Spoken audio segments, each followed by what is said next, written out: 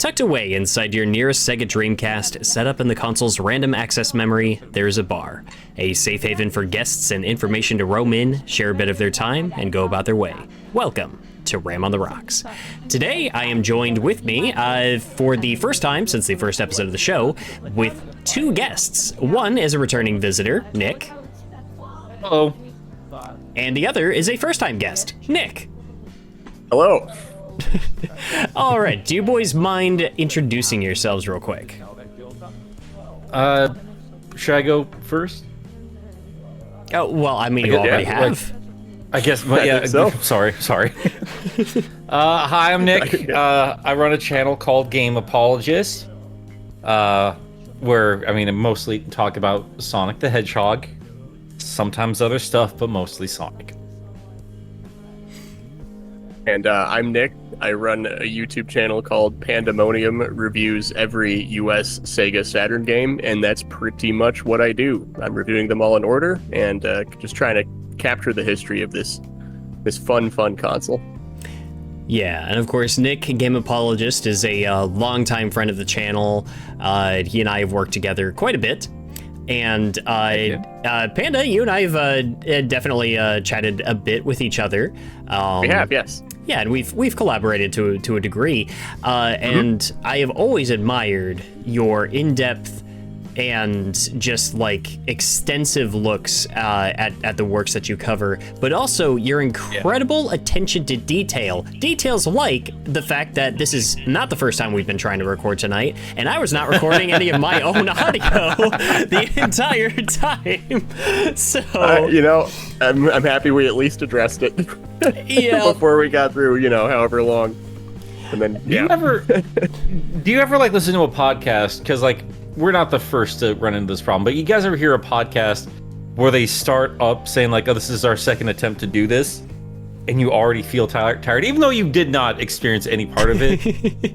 You just feel it in your soul a little bit, just an empathetic exhaustion. A couple of times, yeah. I don't know about the residual exhaustion, feeling that vicariously through them or anything, but yeah, no, I've heard that. I've heard this situation happen a few times, certainly. It's like a secondhand tiredness. Yeah, right. Well, because of all of that, I am going to be kind of consolidating how we started up the discussion initially. But the topic that we wanted to tackle today was a video game console that we all have a deep reverence for. I am the newest to the party on this one. I'm developing more of an appreciation for this console and just the unique vibe and its history. But the two of you have a bit more of a history with it. So Nick, Game Apologist, if you wouldn't mind just sharing a bit of your history with the Sega Saturn. Yeah, so as we learned, getting to know each other here, I suppose I have the longest history with it because I was a kid when this was coming out. I'd grown up with Sonic on the Genesis, so I was just hell-bent on getting whatever the next Sega system was going to be, because that's where I was going to get my Sonic fix. We all know how that turned out. And yeah, right. Living through that generation of games, it was a very complicated relationship with that console, going through it at the time. But with nostalgia, with time and everything, it's become my favorite console, even though I wouldn't say my favorite games are on that console. It's just it's always fascinated. I've always had a reverence for it, as you so eloquently put it. Yeah, I was there from day one, for better or worse, and still here with it to this day.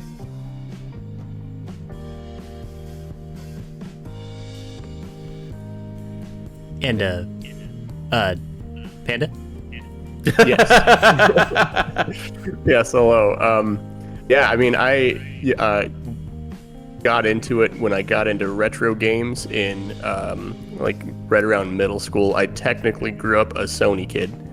I think the way I put this before is I've committed I'm committing two crimes, and the first crime is that I grew up as a Sony kid on a PlayStation, which was great. You know, Spyro was awesome. Yeah. A lot of great games on there.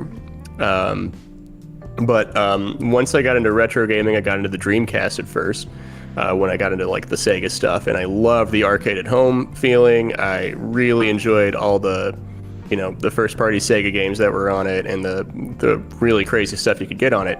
And then through, you know, weekend after weekend of burning Dreamcast games, I eventually got into the Saturn, acquired a Saturn, bought a mod chip from Racket Boy, soldered that sucker in there in amateurish fashion.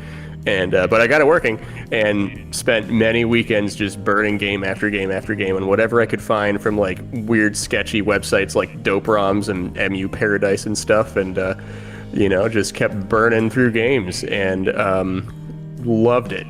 It has its own personality.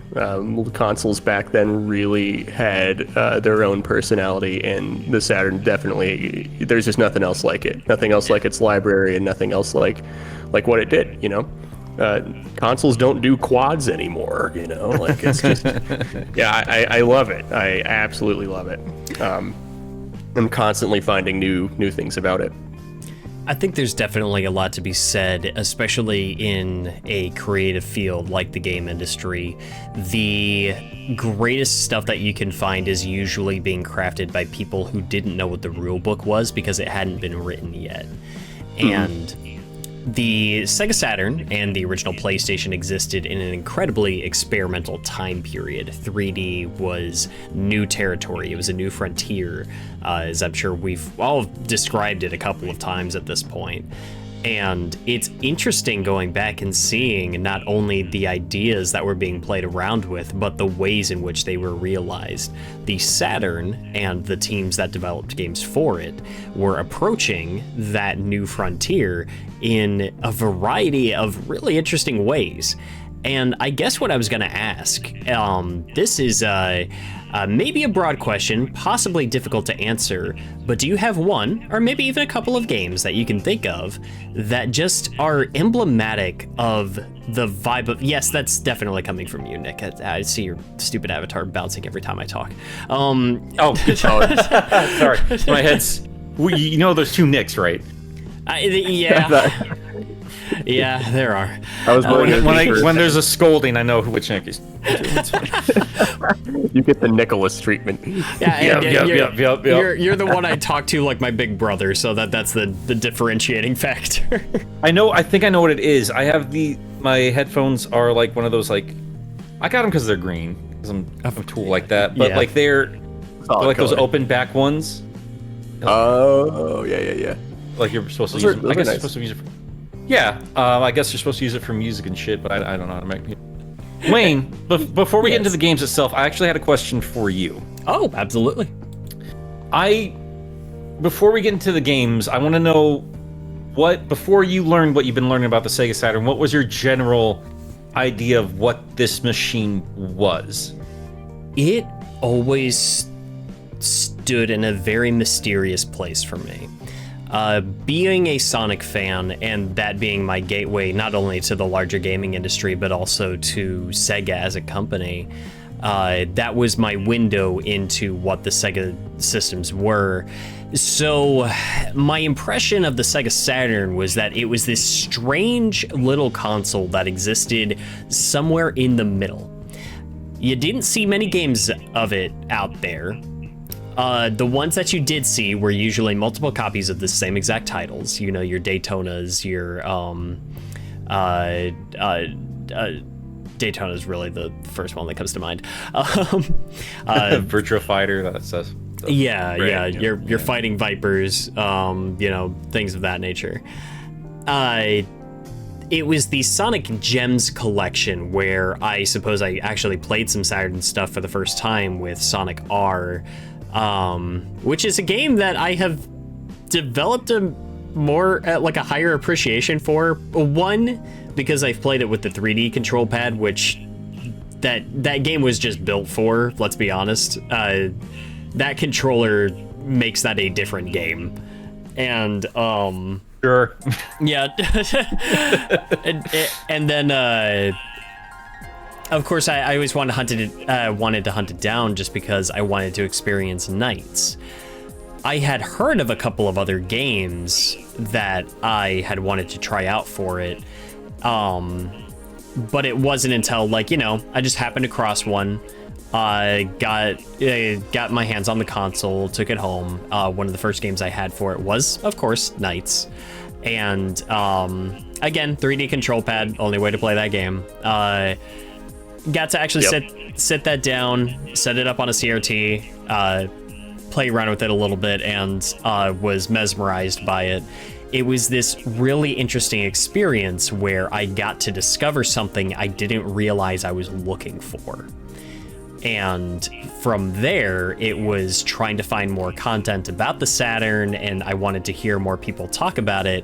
And of course, Nick, or Apologist, you and I, you know, I'd heard a bit of it from you, and then Panda, I found your content.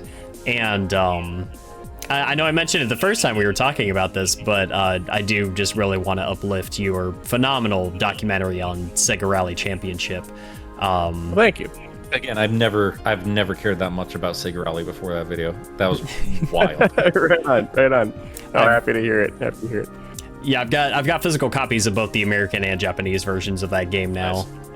Nice. That's great. I think I've also got physical copies of both the American and Japanese versions of Sega Rally 2 for the Dreamcast as well. What's your impression on the 360 game, Revo? So I actually have not played Revo. I've played most of the other Rally games, but I haven't touched Revo yet because I just don't really have a good way to play it right now. But that's a controversial one. That's like a, you know, amongst Sega Rally fans, that is definitely a love it or hate it situation. I feel like I'd probably hate it, but I don't want to say that until I play it for sure. I know I really, really like the original, and so based on that alone, I'm probably not going to like Revo. But then again, I'm able to enjoy Saturn's Virtua Racing, even though that's a complete alien from the arcade Virtua Racing. It's just, you know, you take it with a different mindset and not of this better play like the OG or else it sucks, you know. It's like it's one of those things. But yeah, long story short, no, I haven't played Revo. Okay. So Wayne, I was asking specifically because you said a couple things, I think it was during our original recording, it might be even before recording, that got me thinking, like some very famous thoughts about the Saturn. One of those being, you jokingly said, like, well, maybe the Saturn is part of the reason why the Dreamcast failed. And then Panda pointed out the 32X and things of that nature. But got the nerds riled up. But something I had to, like, keep reminding myself, because, like, I'd gone years assuming, like, the Saturn is the main reason why Sega had failed, when it really was technically more the Dreamcast, as much as we love the system. Yeah. But I have to keep reminding myself that technically, and I don't know if it's just in Japan, I think it's just overall in sales, the Saturn is the best-selling system, isn't it? I'm not 100% sure on that, but I doubt it. I would be incredibly surprised if it outsold the Genesis. I just think the numbers, like, started to, like, the success became a bigger and bigger number. Like that for games, like, what was a successful game? Like, that number did not matter the same as it did. Like, it just kept multiplying as years went on. Yeah. And I'm wondering if I'm just talking out of my ass there, or if that's something I should just look up real quick, because I know. So what you might Saturn be thinking well. of is the Saturn did really well in Japan, right? More so than it did in the United States. It also did particularly well in, like, Portugal and Spain for some reason. Yes. But overall, like, globally, Genesis, and this is based on a source that I hope is correct that I just Googled just now. Genesis is number one, and then it's Master System, Game Gear, Saturn, Dreamcast. Okay, that makes way more sense. Because I wanted to ask with Panda here specifically, because I had heard that. I'm like, that cannot be true. I'm learning. No, it's definitely not. I'm learning that the Dreamcast sold worse than not only the Saturn, but like they were both beat out by the freaking Master System.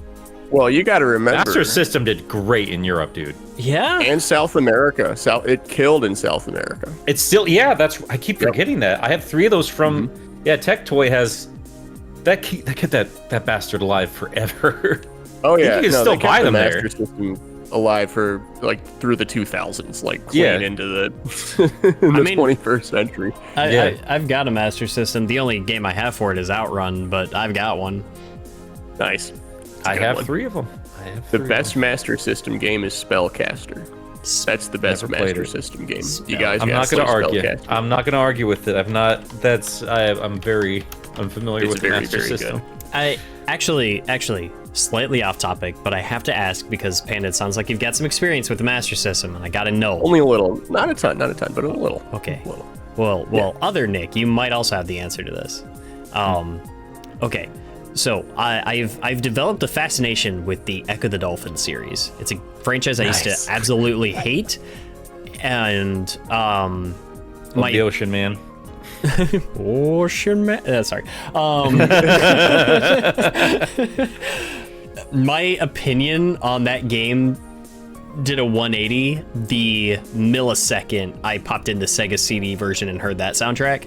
I felt like I suddenly understood the series. I don't know how else to explain it. Yeah, that's accurate. Spencer Nielsen is a underrated guy. It's so American good. Sonic CD soundtrack's good. I know that yes, it is. So good. Yeah, we can all be in agreement. Even as somebody that like I personally prefer the Japanese soundtrack. Like I don't like hearing smack talk about the American OST. Like it's I don't either. Both are good. They're just both good. They are just both good. Two things can be good.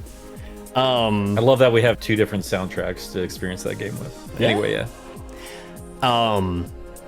So my understanding is that a lot of Master System games and Game Gear games sometimes share versions, and I'll never forget the one day I was testing one of the Game Gear Echo the Dolphin games and burst into laughter because of the sound effect that they play over the Sega logo. It just sounds like a dying whale. Oh. you pop it in, the Sega logo pops up, and you just hear. And I have to know if the Master System version of the game does the same thing. Oh my god, I'm gonna have to look at the long play to find out. I'm gonna have to look that up, dude. Yeah, I didn't. Hilarious. I just know the game exists. I didn't. It's so funny. That is so good. I'm pretty sure that like the Game Gear versions of Echo, like the 8-bit demakes of those games, it was Echo the Dolphin and Tides of Time.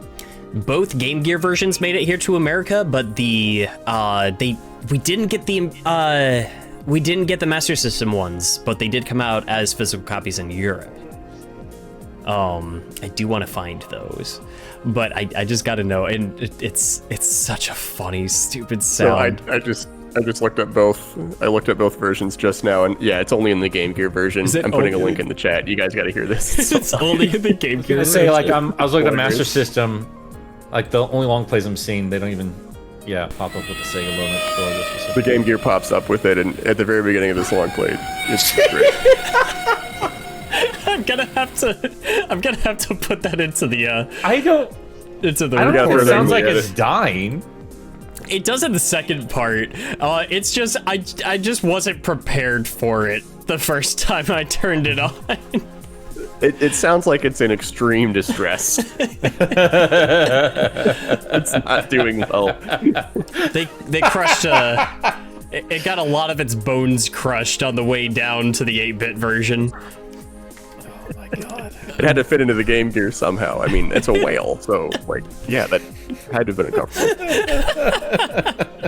Sorry, how did we get on this? I took us off the path. Yeah. Yeah, you. Well, all right. We were talking about the success of different Sega systems. Yes, and thankfully, Panda here.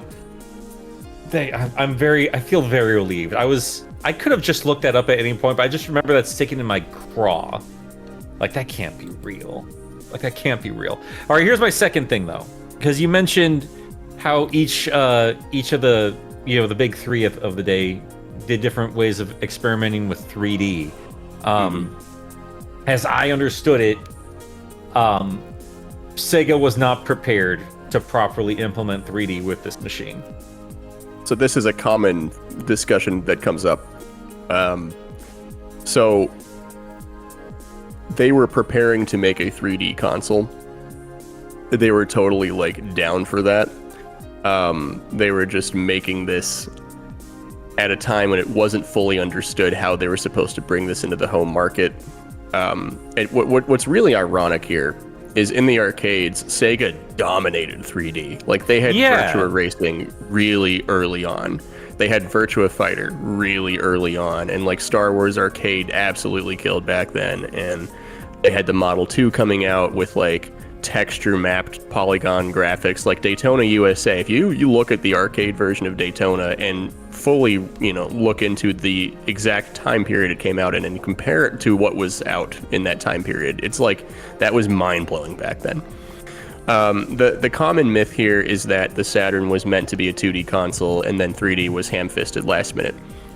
They were in fact fully prepared to make a 3D console. This myth stems from kind of another sub-myth, if you want to call it that, I guess. People thought that the second video display processor, VDP2, was added last minute, but both VDP processors were part of the design the whole time. It was the second CPU that was added last minute. So they had the SH2, the twin SH2 processors, just like the regular ass processor for the motherboard. And they thought that putting a second one would give it more power. They just didn't really come up with a good way to get them to work in tandem. So developers had a really hard time using both and would wind up only using one of them anyway. But the two VDP2 processors were in there the whole time. One takes care of the, characters, the props, the environmental set pieces. The other takes care of the environment itself, the floor, the sky, sometimes the HUD. VDP2 has what people call Mode 7 graphics, where you have like an infinite plane that stretches into the horizon. But it's Mode 7 on crack, basically. You can load like a bunch of them and have them, go in different directions and do all this crazy stuff. It's incredible what it can do. Stuff you don't really see on PlayStation. The issue really stems from the fact that Sega didn't really have like there wasn't a clear-cut way on how they were supposed to make the 3D development environment for like third parties. Sony kind of struck luck, I guess, and figured that out really early on, whereas Sega was still figuring out how to get proper 3D development libraries and dev kits to their people to get them to make good-looking 3D games that worked right early on. But that was tough to do. There was no standard for it, so they eventually figured it out, but it was too little, too late. That was a really long answer to that question. No, I personally was thankful for it. Again, sorry, Wayne. Those were the two big things. Like those were two things I had heard about the Saturn for a while now, and I know that the Saturn being, I feel like that's just in smaller circles saying like it's technically the best-selling machine they've ever made, which sounded crazy. But that's been a long-standing rumor, and I've never actually like dived in enough to see if that's been substantiated or if that's just stuff I hear from like YouTubers and stuff of that nature. So thank you, because that makes way more sense. Because I've always wondered legitimately, because forever when it came to video games, you always look to the arcade version of a game to be like the gold standard. Mm-hmm. And Sega was just top of the game when it came to the arcade, even over here in the States. Like that had always been the case. And as a kid, it didn't make sense to me why House of the Dead looked like crap on the Saturn versus how good it looked in the arcade. And then couple years later, the Dreamcast is just the arcade at home. Like it finally bridged that gap for me. But thank you, Panda. Yep, and another part of it is chips were expensive to manufacture and produce. Sure. At least the chips that they wanted. Sony was able to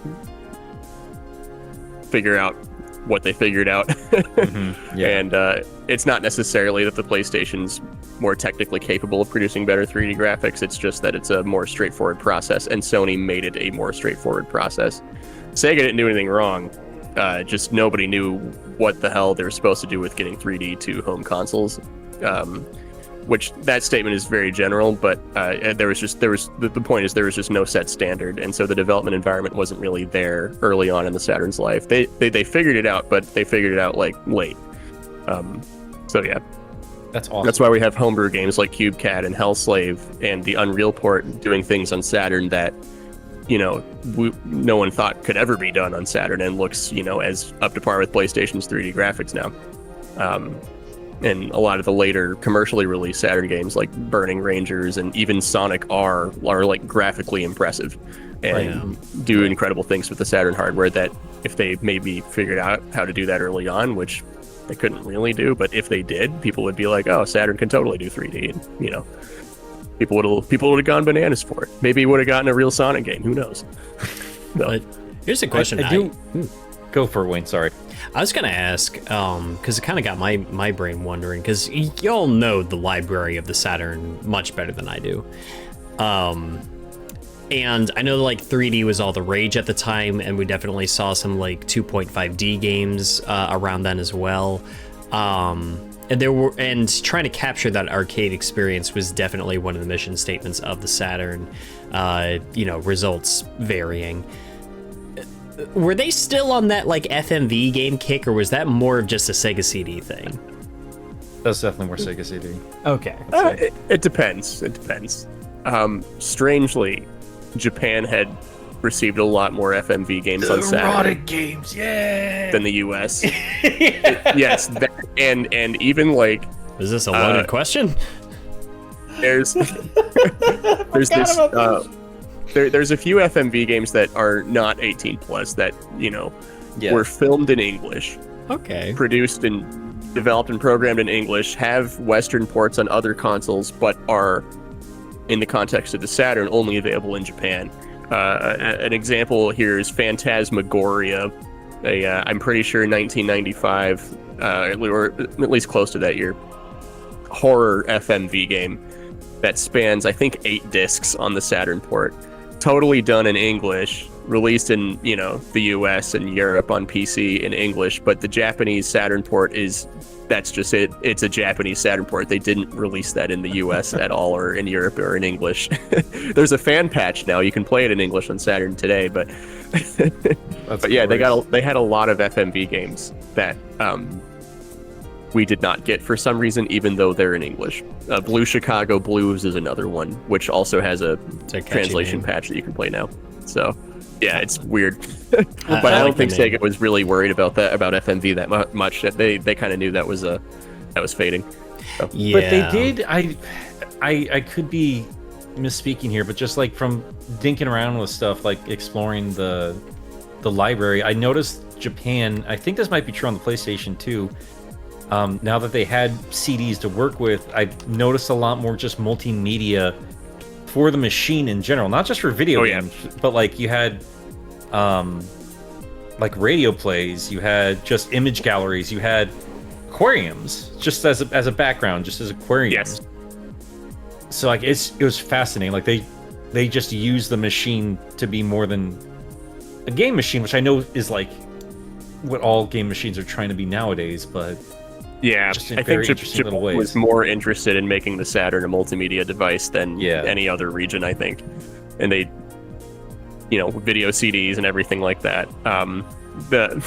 There's a game where it's a guide to feng shui, where it's mostly like FMV of a guy telling you how to arrange the furniture in your house. There's 3D environments in it you can walk around in. Like you can walk around a house and like learn about where to arrange your furniture. It's like they did a lot of stuff like that. It's great fun. It is funny. I never would have. I don't know why I wouldn't expect it, but it just never occurred to me that they'd be making like erotic like FMV games over in Japan for the Saturn.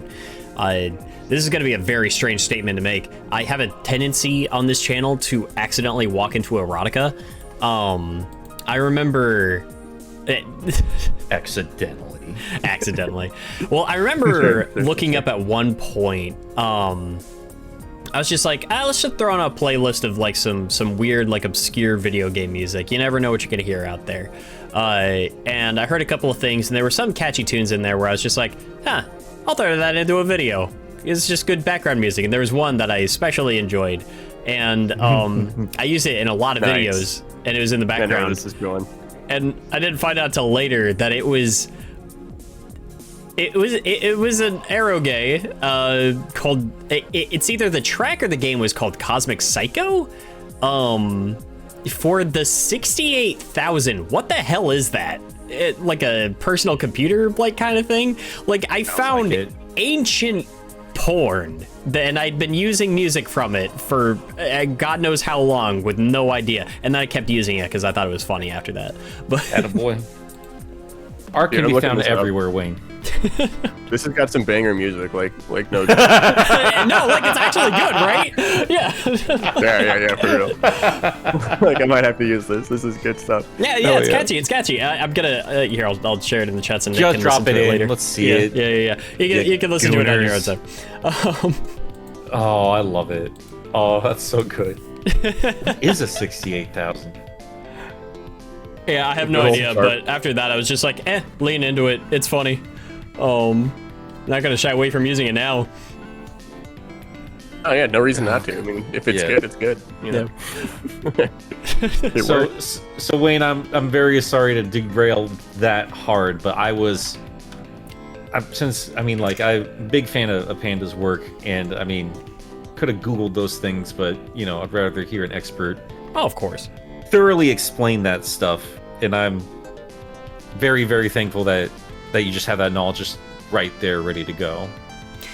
Oh hell yeah. It comes up a lot, so it's always bugged me when like people will be on a discussion on Twitter and they'll ask a question and you'll have somebody that actually answers it, and then you'll have somebody under that's just like, oh, you could have just Googled that.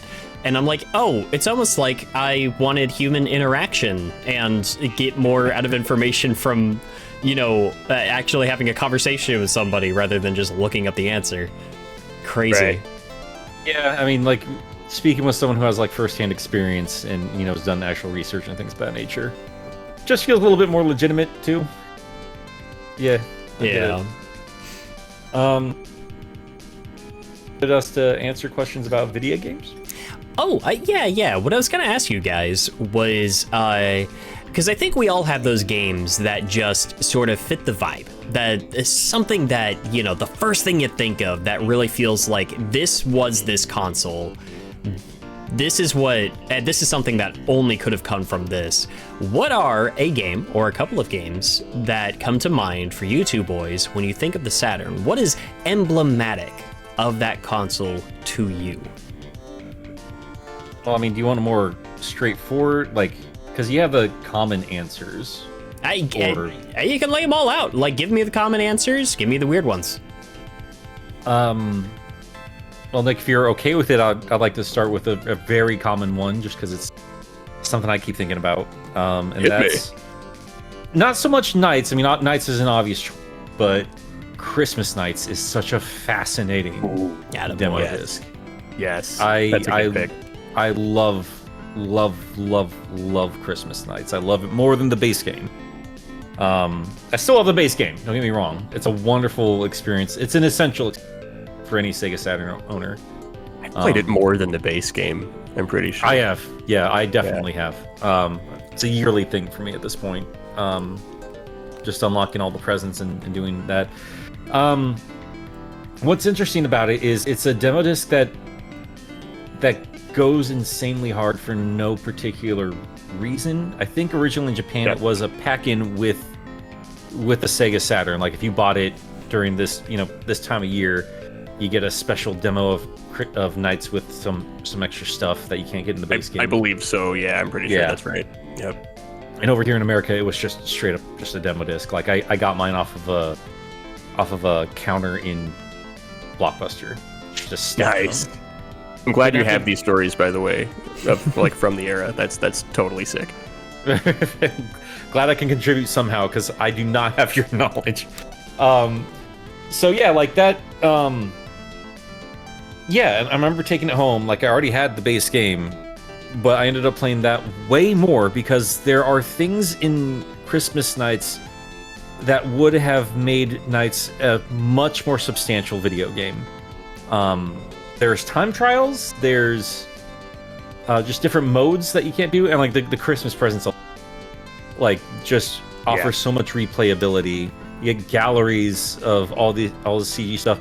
I didn't understand at the time that there are different resolutions, so I didn't understand why the pictures were so sharp compared to the base game that you're playing. Because I think like the gameplay was 240p. I'm very sorry about the traffic outside. Versus like 480 for the image galleries, stuff like that. You can mess with music. You get like an A-Life gallery for all the Nightopians. And of course, the big one for me was being able to play Sonic the Hedgehog, which was just an excuse to explore this gorgeous map, which was a huge, huge deal for me as a kid, finally being able to openly explore a 3D environment. Like, that was a big selling for this generation, and not having to rush through it, like, take my time and just take in all the detail these artists put in, made it such an incredible, incredible experience. I cannot stress enough how important Christmas Nights is for the Sega Saturn. So that's my first answer. Nice. That is a very, very good pick for sure. Just with everything that it has to offer. Yeah. And there's a annual tradition in the Sega Saturn community where people will play Christmas Nights at around the holiday season, because if you play it when your internal clock is set to December, the environments become Christmassy. Like everything, it's a winter wonderland. There's pine trees everywhere and ornaments and snow and stuff. Whereas if you play it outside of December, if your time clock's set to not December, it'll just be a regular Nights demo. So they went really, really hard with that aspect of it too, which I thought was neat. And it's really created a unofficial tradition in the Saturn community. Every year, everybody plays Christmas Nights. So I do wonder if there wasn't such a huge delay between Nights into Dreams versus Journey into Dreams for the Wii. Like if they had, if the Saturn had been a bit more successful, Nights had been a bit more successful, because I always wonder, why the heck wasn't all of this stuff implemented in the first original game? And I would assume it's just because they didn't have the time to get everything put in there, but they clearly had a ton of wild ideas. Right. That's something I didn't even mention, and that's a huge, huge thing, the internal clock thing. That was a gargantuan deal for Christmas Nights. And you have to wonder what a Nights 2 for the Sega Saturn would have been like if they had implemented all those crazy ideas and modes and stuff like that found in Christmas. We could have had just an all-timer there if they had gone through with a second game, in my opinion. Yeah, I've always wanted a Nights 2 on Dreamcast personally. Yeah. That would have been awesome, but I'm not sure why it never happened. I mean, I think the series did fine. My guess, and this is seriously a guess, I do not know, but I'm assuming that Sonic Team just wanted to keep making Sonic games. But I don't know. I was gonna say like on the list of things that I'm sad we never got on the Dreamcast, it'd be Nights and Outrun. Outrun would have so criminal to me that man. We did eventually get them back, just later. How was Journey into Dreams? No one ever talks about that one. It's a little overhated, in my opinion, but it's also been a very long time since I've played it, to the point where I don't remember as much as, besides the point of saying, I think it was okay for what it was. Yeah, it's a fine game. It just doesn't have the same spark. Fair. Yeah, it just isn't as special when, games had evolved. Because Nights was an evolution. It was a first in a lot of different, and it was very of the time. So, bringing it back there just at that point just kind of felt outdated, honestly. And very corny because it had voice acting. I hated it. Oh, well, we love when our beloved mascots from that early 3D era come back on games on the Wii with forced English voice acting. Oh yes, it's wonderful. Yeah, The best. Big fan. yeah. Oh well. Talking about Samus, are you? Okay, I was trying Yes. to figure out what are you whining about. I was whining about There it is. Klonoa. I actually like. Okay. I thought it was Samus. No. Honestly, I'm like, I don't have it in me anymore to hate other M. I just don't like. It's the worst in the series, sure, but there's things about it where it's just like, even if I don't like it, I get it. Yeah. And I don't even think that the direction was like the worst to take, but the English voice acting in Klonoa was bad. I At least had a backup. They knew to have a backup. there. I'm so glad that the Phantomilian language was still there. Yeah. Anyway, and I'd like to know what a pick for you is. Yeah. I mean, it's really hard to pick one game that's emblematic of the Saturn, but I think I can do it. Well, you can pick a couple if you want. I'd say we go back and forth a little bit. Yeah. Sure. My number one pick for this question, I guess, would be, and I mentioned this in our first recording, Bulk Slash is very Sega Saturn. That is a game that could not have been done on the other machines, at least not in the same way. Completely married the 2D and 3D capabilities of the console. You've got VDP2 running the infinite plane grounds and skybox elements and stuff, with like 3D objects and 3D enemies that you're fighting and big boss fights. The game premise, it's an action game where you're in a mech that can turn into a plane, kind of at will, and you just run around shooting things, launching rockets at things, using your beam sword and stuff. To run around through an almost arcade-ish game setup. Like, you can beat it in under 2 hours if you're casually playing through it and not being really bad at the game. I think there's like 7 stages if I remember correctly, and as you go through, there are co-pilot girls that you can pick up that shout directions at you and tell you where to go and stuff. With each stage having their own different objectives. It's a very colorful game. It's very fun to play, and has this fantastic explosive action that just does not stop. It does not quit. And it's a very good show of like what the graphics of the Sega Saturn are capable of doing. That, and you can play the Japanese version and be fine, but there's also an English dub now that you can play, made by fans, and it's very competent, very professionally done, that you can, play for free. So that would be my pick, just because of how it looks and the fact that it is one of those games where like they had the arcade format, but since it's on a console, they didn't have to make it into an arcade game. They could consoleify it a little bit. Yeah. So yeah, that would be my like top. This is like a very Sega Saturn game. It's always at the top of the list whenever you look up like Saturn imports to check out, like Bulk Slashes. Oh yeah. If not at the top, it's always very near the top, like right up there with like Radiant Silvergun and the like. For a very good reason. God, Yeah, like Radiant Silvergun's such a good name. yeah, it's a great name. Yeah, and also mechs that turn into planes. That sounds like Macross, the name that I did not forget earlier and remembered off the top of my head instead of just referring to it by the American name.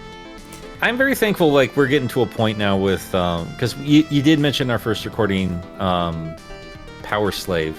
I did not know there were 2 different versions. I'm going to look deeper into that. Yeah, Power Slave, Doom clone set in Egypt, Metroidvania style game on the Saturn. Totally Which different is PS1 awesome. game. That's so cool. Yeah, it's very fun. Would recommend. I am noticing more and more these days, because when you did mention Power Slave, like I pointed out, like there is now a digital re-release of it, and I can think of a handful of Saturn games that have gotten that. Radiant Silvergun was one of them. What was that other one? They had like those guys made like, it wasn't Code Princess, something like that. Princess Crown? No. Not, it wasn't a Vanillaware game. But it did have like three planes of. This is like a side-scrolling brawler, but at 3 planes to jump. Guardian Heroes. Yes, thank you. Yeah, Guardian that game Heroes. rails. Yeah, that game's awesome. Yeah, That had did an get modern American port. remakes or releases. Yeah. Did it get more than just the 360 port? Let me look it up. I think it was just the 360 port, and I think But it was just it- like an XBLA thing too. Yeah, but yeah, if you have a Series X, I think you can still play it because I did buy it. Oh, nice. Yeah, just I Xbox think. Live Arcade and Sega Saturn. That's it. So But I mean, yeah, those were two Great game. incredible games that thankfully did, jump off of the platform. But I would say it's still a quintessential experience. It's just a fun brawler. It's a very challenging, but it's very unique. And, also, yeah, like using sprites on a 3D environment, which looks nice. So yeah, you have more than one way to play it. But yeah, like that aside, I've also noticed like a lot of like the shmup games get like, I'm seeing like they're called Saturn tribute games, and I'm not familiar with them because I think they were Japanese exclusive games that were trying to Right. come over here. So what's happening is a company called City Connection is doing these ports, and they're actually using the SSF emulator source code to port these Saturn games to Interesting. the Switch, and I think maybe other modern consoles too. I haven't paid a ton of attention to them, but that's what they're doing.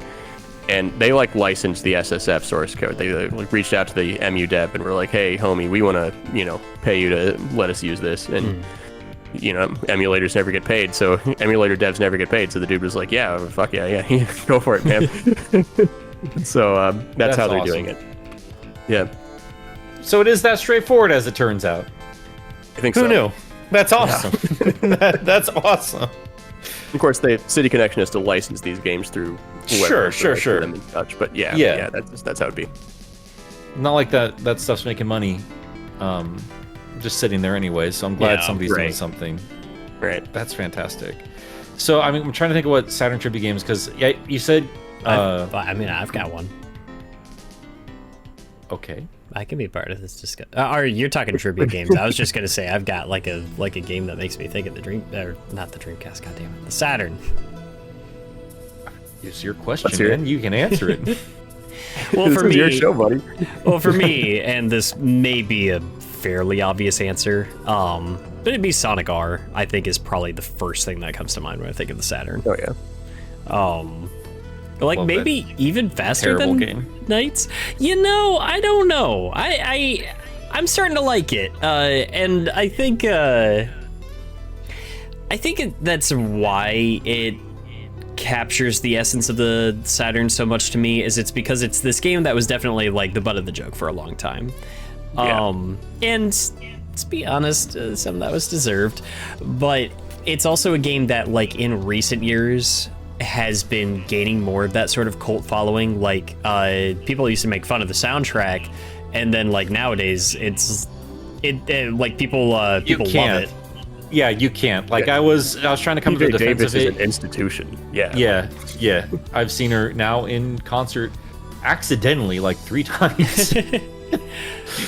Yeah. And yeah, like the whole crowd just goes crazy for that. You cannot talk trash about the soundtrack. I did not like it when I was a kid. And it's a script I've not put out yet. But like when I was starting my channel, I was trying to figure out what games to apologize for, and I landed on Sonic, and I'm like, what games should I start with? Inevitably started with the very first game, moving on from there. But naturally, if you're going to talk about, the most notorious times of Sonic, you got your Shadow the Hedgehogs in 06, but I'm most familiar with the Saturn stuff.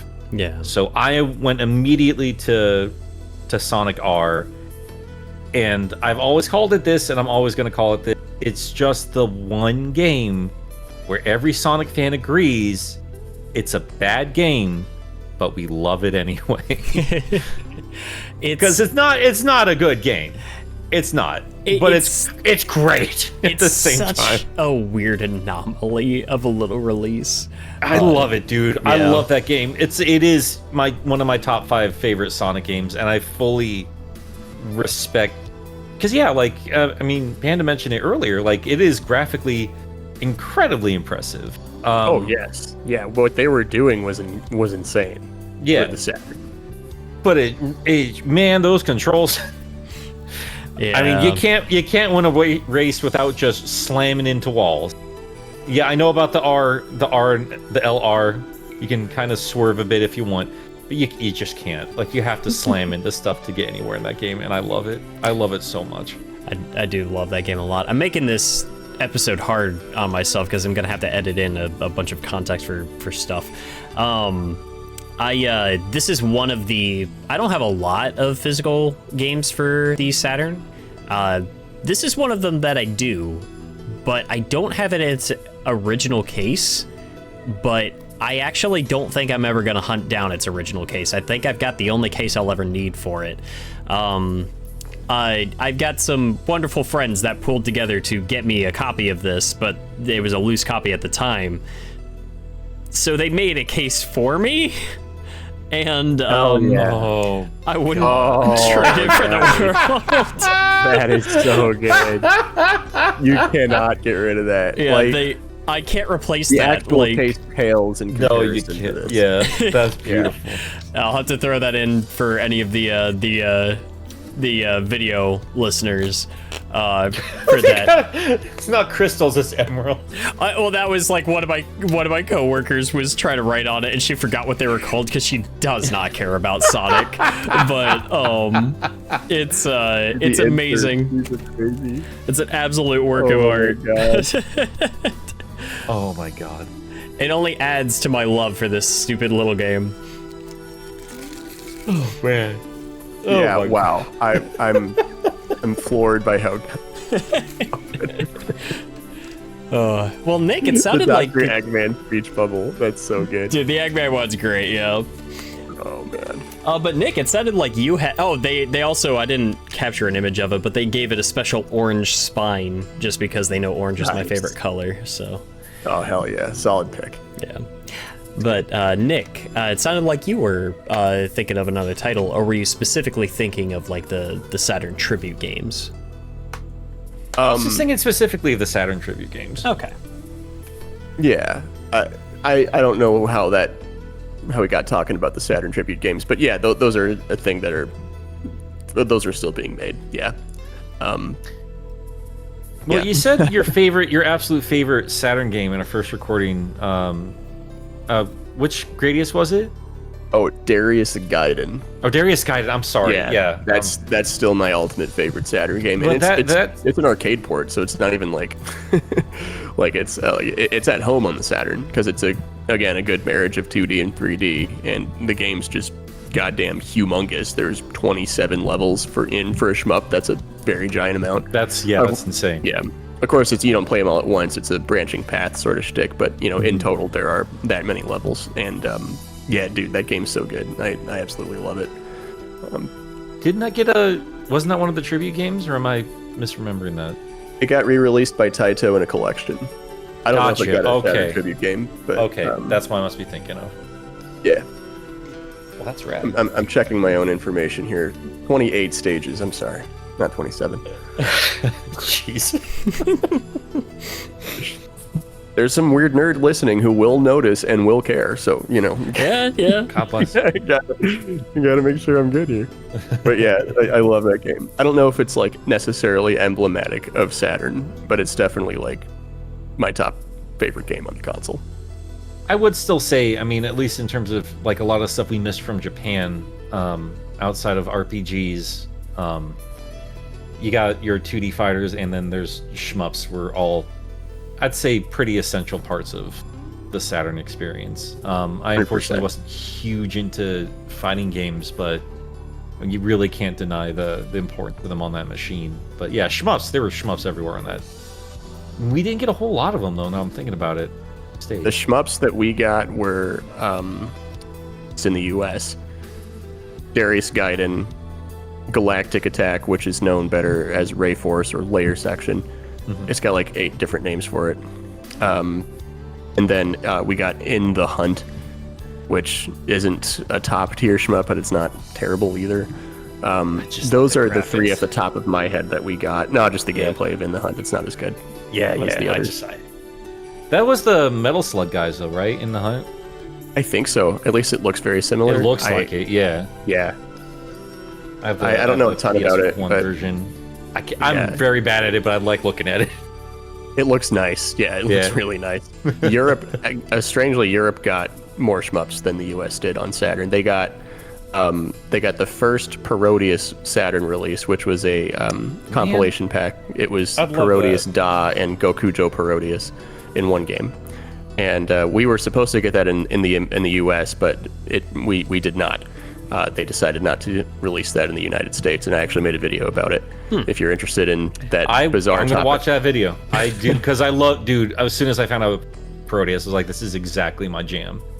Like I like so shmups good. well enough, but I like them being weird. It's so good. Cute 'em ups, as they're called.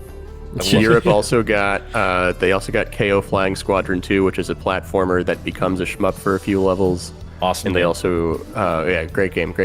And they also got for some reason the port of Darius 2. I don't know why they would get that, but they did. So yeah. I mean, is it safe to assume the Saturn did better in Europe than it did in the States? Sort of. Sort of. I mean, if you're someone who lives in like the United Kingdom, you would say that it didn't do particularly well compared to the PlayStation and N64, kind of like what we would say in the US. But in Portugal, it did insanely well for a little while. And a guy on YouTube by the name of Stika, ST1KA. Some people probably already have watched his videos. He is a Portugal guy. He lives there and is from there, and he's made a few videos about this phenomenon of the Saturn being very popular in Portugal for its first few years. And a big part of it was apparently because it got Dragon Ball Z games localized there. And these aren't particularly good games, but they just love Dragon Ball Z, so it didn't matter. Yeah. That's interesting. It didn't matter if the games were good. And that, like, skyrocketed Saturn's popularity there, on top of Sega already just kind of doing well there. And so people got really into the other Saturn games that came out in the first few years in Europe, in Portugal, and they just kind of clung to it for a little while. So, yeah, it's a weird little anomaly. At some point, the PlayStation started eclipsing it, but it did not. It certainly did not do that right away. So, does that? Sorry, Wayne, can I say something super quick just on the Dragon Ball thing, and I'll shut up then. That is just an interesting what if when because like after the fact, all these years later, it might sound silly when think if you're familiar with Dragon Ball and you're familiar with that era of their games, like nothing crazy special, but yeah, growing up, just a few years later, I remember high school when Dragon Ball really started hitting here in the States with Toonami and everything. I mean, that was a cultural just phenomenon, and that's just what the show and the manga did in Japan, obviously. But like when it started showing up everywhere else, like everyone reacted the same way. Like it just was a cultural shift, and you have to wonder what that landscape would have looked like if Toonami and Dragon Ball had hit just a few years earlier. And I don't know, would we have seen a different story for the Sega Saturn over here? Just because we never Dragon got Ball, the Dragon Ball games. Yeah, that's what I'm saying. Yeah, but like PlayStation did. Yeah. Oh yeah, before that was even popular over here, though. That's what I'm saying. That's the interesting thing. Yeah. If it was popular here, then there would have been a very good reason to localize it to the U.S. Yeah. Because we had Final Bout, and nobody cared until suddenly we knew what Dragon Ball was, and oh shit, now it's valuable, even though it's dog water. But yeah, I just thought that was interesting. I didn't know that about Portugal and why it was popular over there. That's super, super interesting. Oh yeah, they loved the Saturn for a little while. Yeah, they were all about it. Sorry, Wayne, I was interrupting you there. Oh, it's all good. It's all good. I was actually just kind of curious. This is more speculation, but we were kind of looking at how like the PS1 eventually took over the Saturn in that era, and I think a part of it is you could look at the games from a baseline, but I'm also curious. I don't know if this is baseless, But I'm wondering if this was a problem not only for the Saturn, but also for the Dreamcast, was when the PlayStation 1 started introducing the dual analog controllers. Do you think that was enough of a game changer at the time to actually affect that? Or was it still in that era where people didn't know what to make of the dual analog control, which is hard to think of now, like we're so used to it, but at the time, I think that just seemed odd. I think that had no bearing in the Saturn's failure at all. Okay. I don't either. Yeah. Yeah, I think that is not a factor. I think that globally, and it's different in every country that had these consoles, but globally speaking, it's generally accepted that once the PlayStation got Final Fantasy VII, that was pretty much it. Also, Dragon Quest was on PlayStation and not on Saturn, which was if you were in Japan and your console did not have Dragon Quest, like, your console's dead. You know, that is a massive exaggeration, actually. I probably shouldn't have said that, but long story short, Dragon Quest is a very, very big deal over there. Dragon Quest is the video game in Japan. But Final Fantasy VII was kind of the moment, globally speaking, when Saturn was not going to outdo the PlayStation. It's so interesting looking at that too. There was a recent, I think some numbers came out. It was just maybe a couple of days ago, where they were looking at some of the demographics in the current gaming landscape, specifically in Japan, specifically with Square Enix titles, and it's like the average player base for Final Fantasy nowadays is like people in their 40s, and it's like that's so wild to me, because you described that, and Final Fantasy VII really was like the console seller. That was a huge deal. That was them moving on from Nintendo to go work on this other platform so they could actually make this thing happen.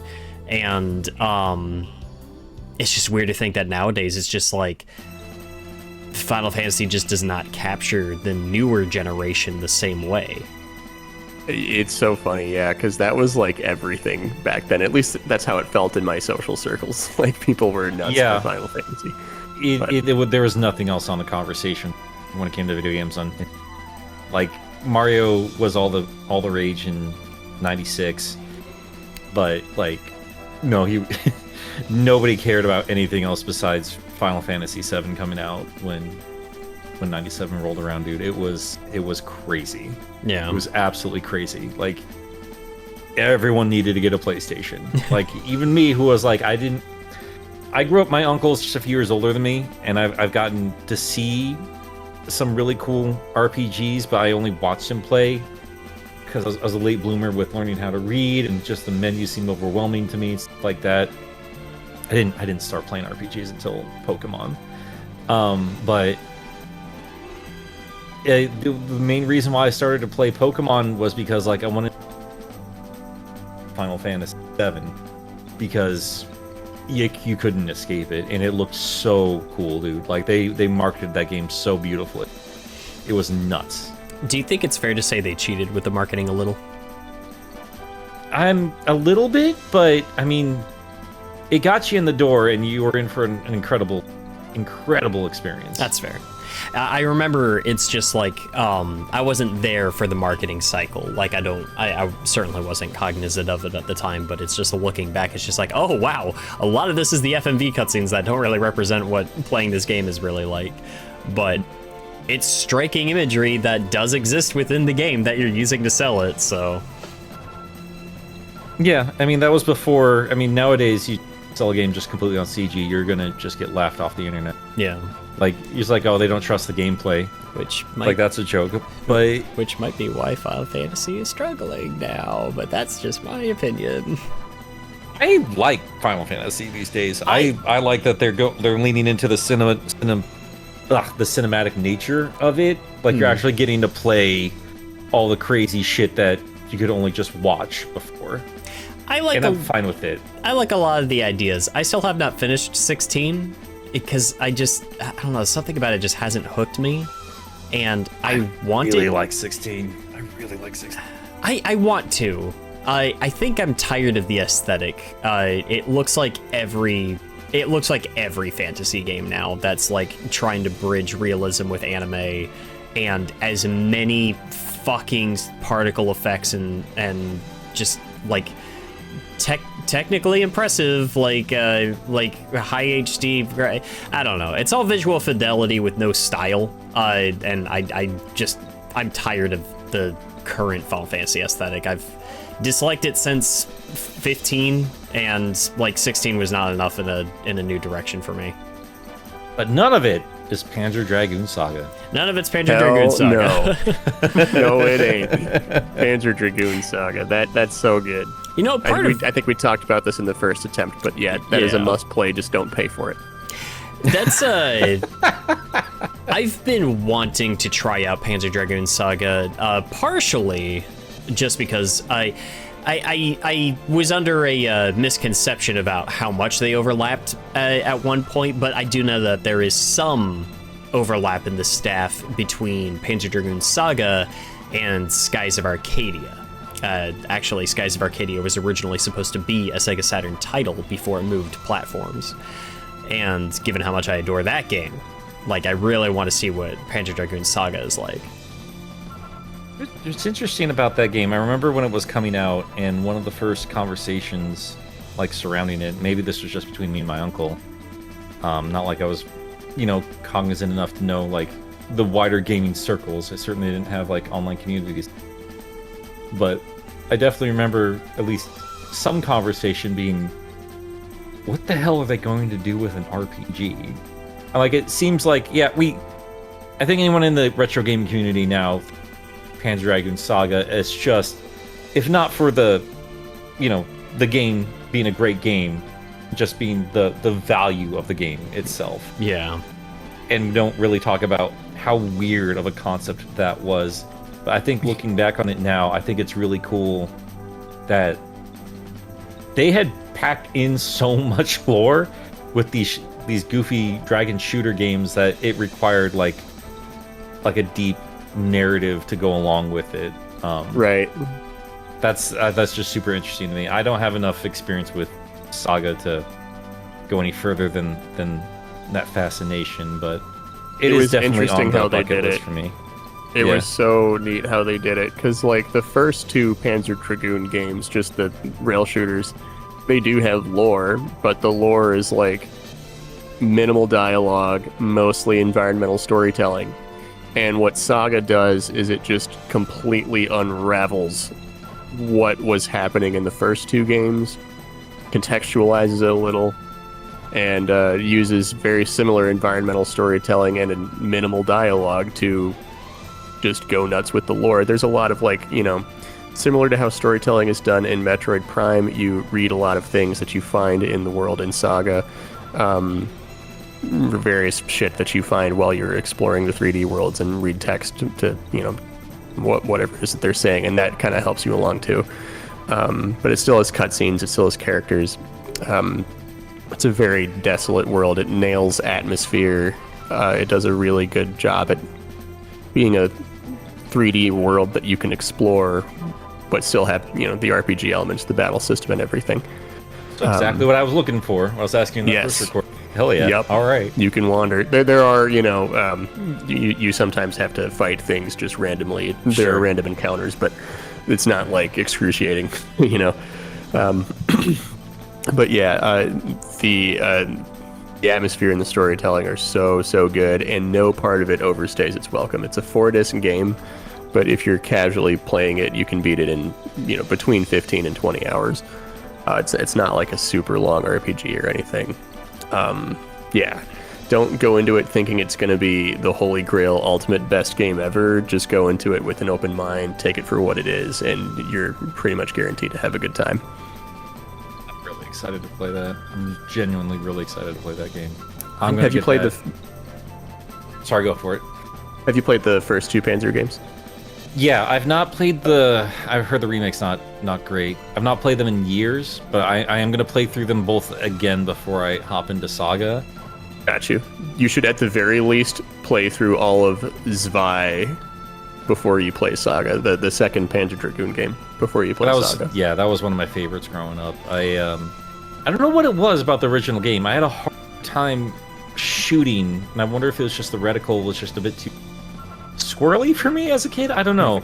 I just remember between the two games, this is why it was just a much easier experience for me as a kid. I really, really, really liked that game. I need to play those games.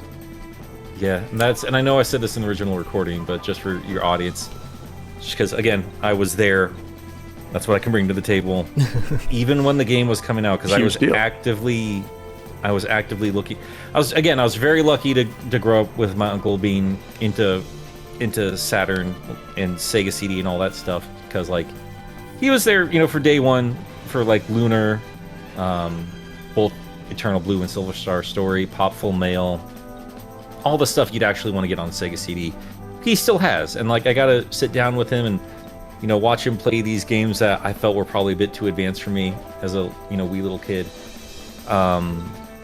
So yeah, we both are actively, when it was supposed to be out and brand new, because we didn't have too much to play on the Saturn. And 7 was out, and I did not have a PlayStation. So we hear like, oh, the 7 killer, because they were trying to, magazines were trying to sell Saga in any which way they could. Just saying like, this game was great, this was awesome, you need to play it. You still couldn't find it. Like even when it was supposed to be out, you still couldn't find it. That's crazy. I was actively looking, Toys R Us and stuff like that. Just could never find the damn game. It's just super frustrating nowadays. Because like even back then, like Wayne, you've been around enough games to know like, Sure. Oh, I should have grabbed it at the time because now it's rare. You still see it on shelves, kind of a thing. Like I remember as a child, I saw Spider-Man Web of Fire, like a big bucket of them, just on clearance because they couldn't get rid of the 32X stuff fast enough. Yeah. And I was like, oh, dang it. Never even saw Saga in the wild. Super frustrating. Saw Magic Knight Ray Earth. Didn't see Saga anywhere. Man. I've always wondered, like, if there were people who were there in the 90s who remember, like, trying to find Saga, but legitimately really wanting it and just couldn't because there were so few copies of it. So this is crazy to hear. If I was an adult, potentially I could have driven around to different stores, but like it really was at the whim of when I could go out with Mother to the toy store. Mother, thank you. And it's also been well over 20 years, so maybe I'm misremembering. Maybe I had chosen Sonic R over Saga or some crap like that. Who can say for sure? Can you imagine? Yeah, I don't want to think about that. But to the best of my memory, I do remember being very frustrated that I was stuck with the machine that barely had anything to play, and damn it, I can't even play I can't even find things I want to play on the machine. So there you go.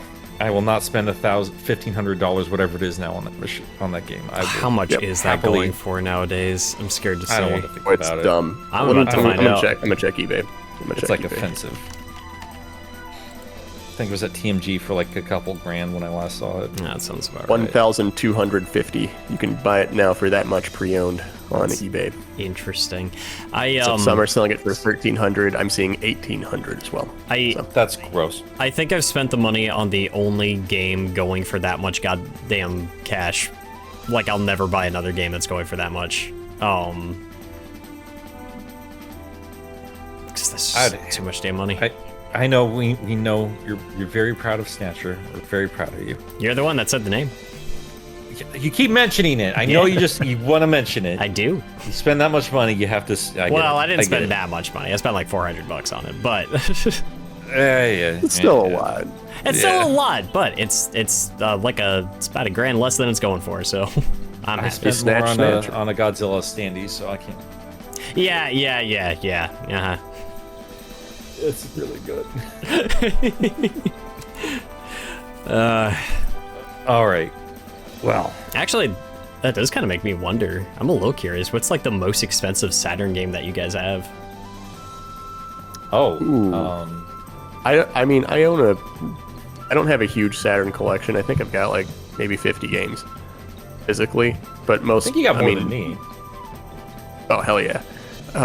But most of my Saturn fix is like just done through ODEs on the console. So a satiator is what I'm using right now. The rarest Saturn game I own though, I think it's got to be Symphony of the Night. Right now, I don't even, not rarest, but I think that's the most valuable one. I got it for like $20 in Akihabara during a trip in Japan back in college, and yeah, that like shot up in price. So, or at least it did so for people buying it in the Americas. So right now it's going for like 150 some at minimum.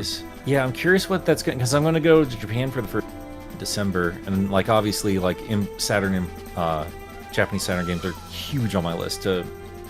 Japan's one of like the only countries I want to visit just for the sake of shopping. Yeah.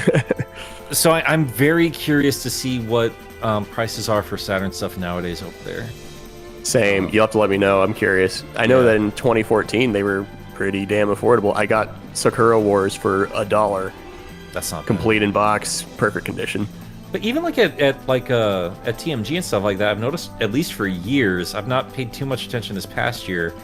Like there were some import sellers, and like you could just rummage around in like dollar bins for like some.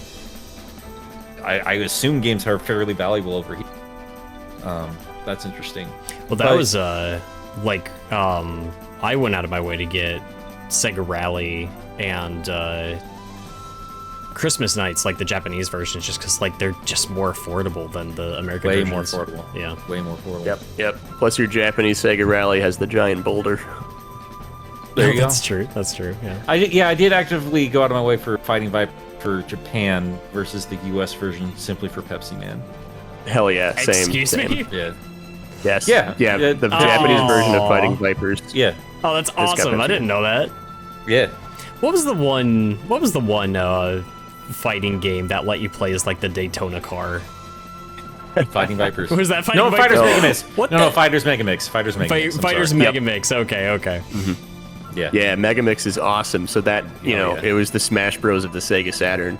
You had all the Virtua Fighter and the Fighting Vipers characters at once, but then they threw in like 20 other Sega characters, like one of the girls from Virtua Cop, like a couple of Sonic the Fighters characters, except for Sonic for some reason they didn't. Yeah, that always bothered me as a kid. Right, same. But like, yeah, and then the car from Daytona, USA gets up on its hind tires and punches with its front tires, and you can like grab your opponent in a grab move and like rub the tire against their face or whatever. That is the greatest thing. Holy crap. There's a move where it's on all fours and runs into the person, and yeah, it's great. I know I don't own the American version of that game. I probably have to unpack it still. I might own the Japanese version of Fighters Mega Mix. I'm not 100% on that. What I do own, for sure, is the Gamecom version of Fighters Mega Mix. And you better believe the Daytona car is available in that version of the game. Yes. That's awesome. Makes me so happy. That's like I didn't realize. Oh, sorry. Go ahead. I realized I didn't answer your question. I think my most valuable one, I've not checked it. Mega Man 8, again, Earthworm Jim 2.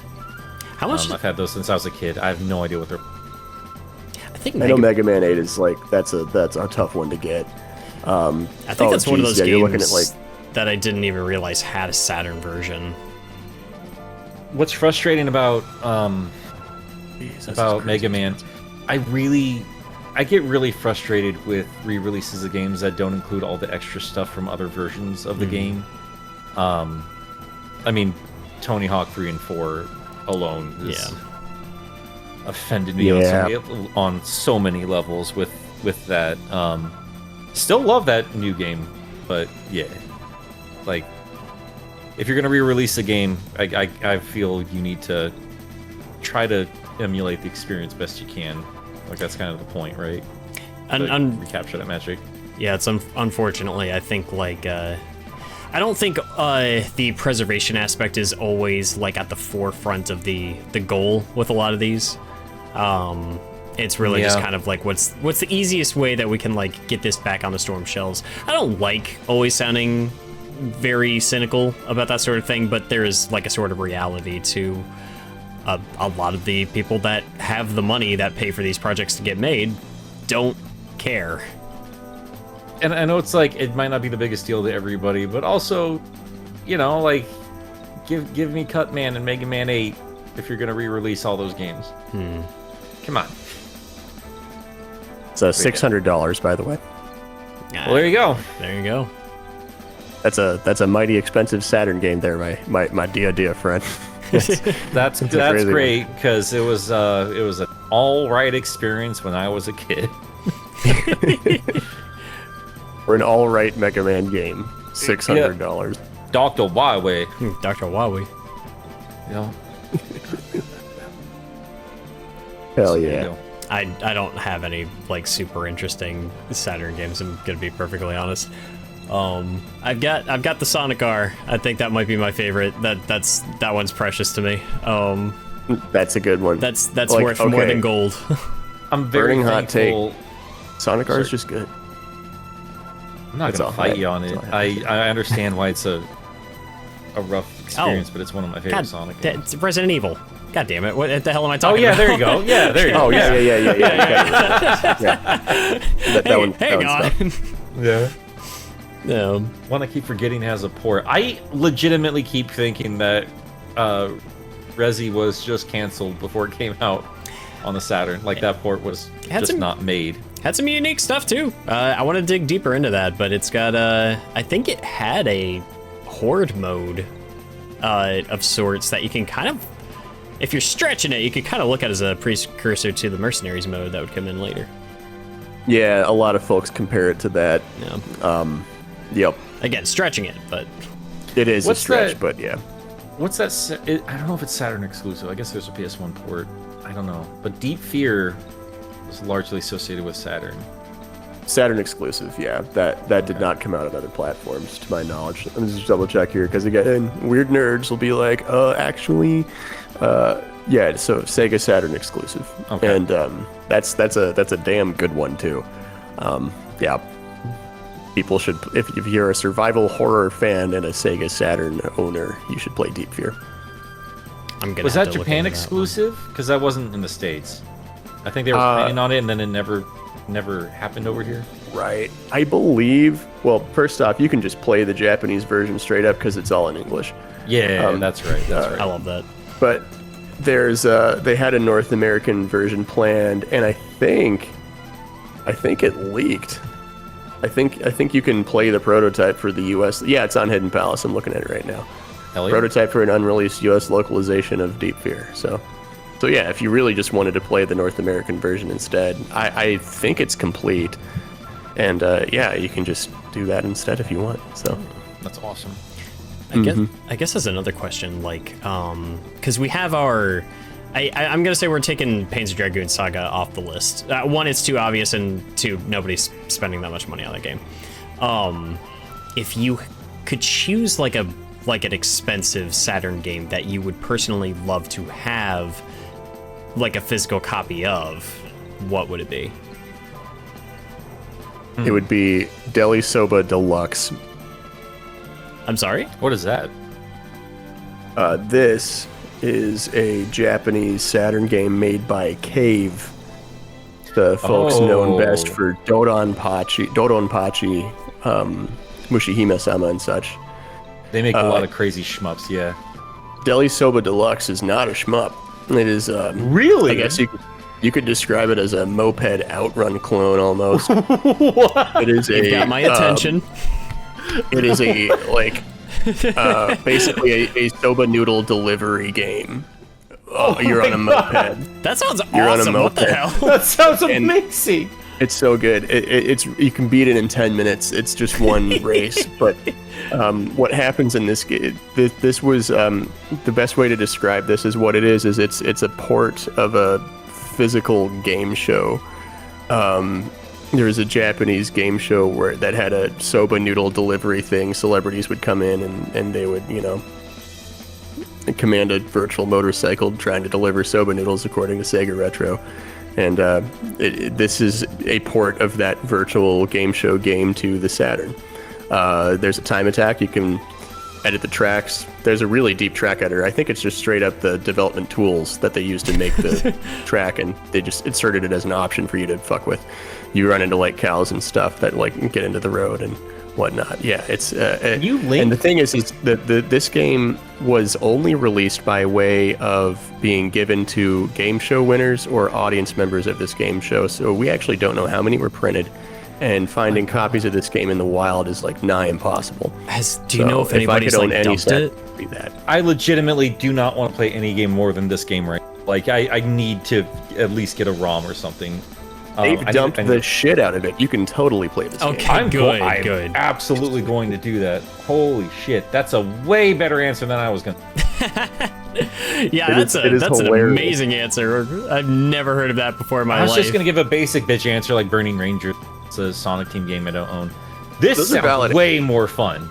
Those are valid answers. I'm just going to check eBay real quick. I doubt there's a copy of this online. No, there's not. Okay. Yeah. Can you write it out for me? Because I'm an ignorant American and I can't spell for shit. Oh, yeah. No, you're good. You're good. Hang on a second. Let me just... that sounds so... Hang on. Dude, I love weird games, man. I love weird Oh, it's so good. Yeah, I would highly recommend playing Telesoma Deluxe. And the fact that it's made by Cave, the people that made Doronpachi, is That's crazy! Yeah, I forgot about that part. Yeah, like the that might talent used to make this game. That's just like a top talent. A-class answer to that question.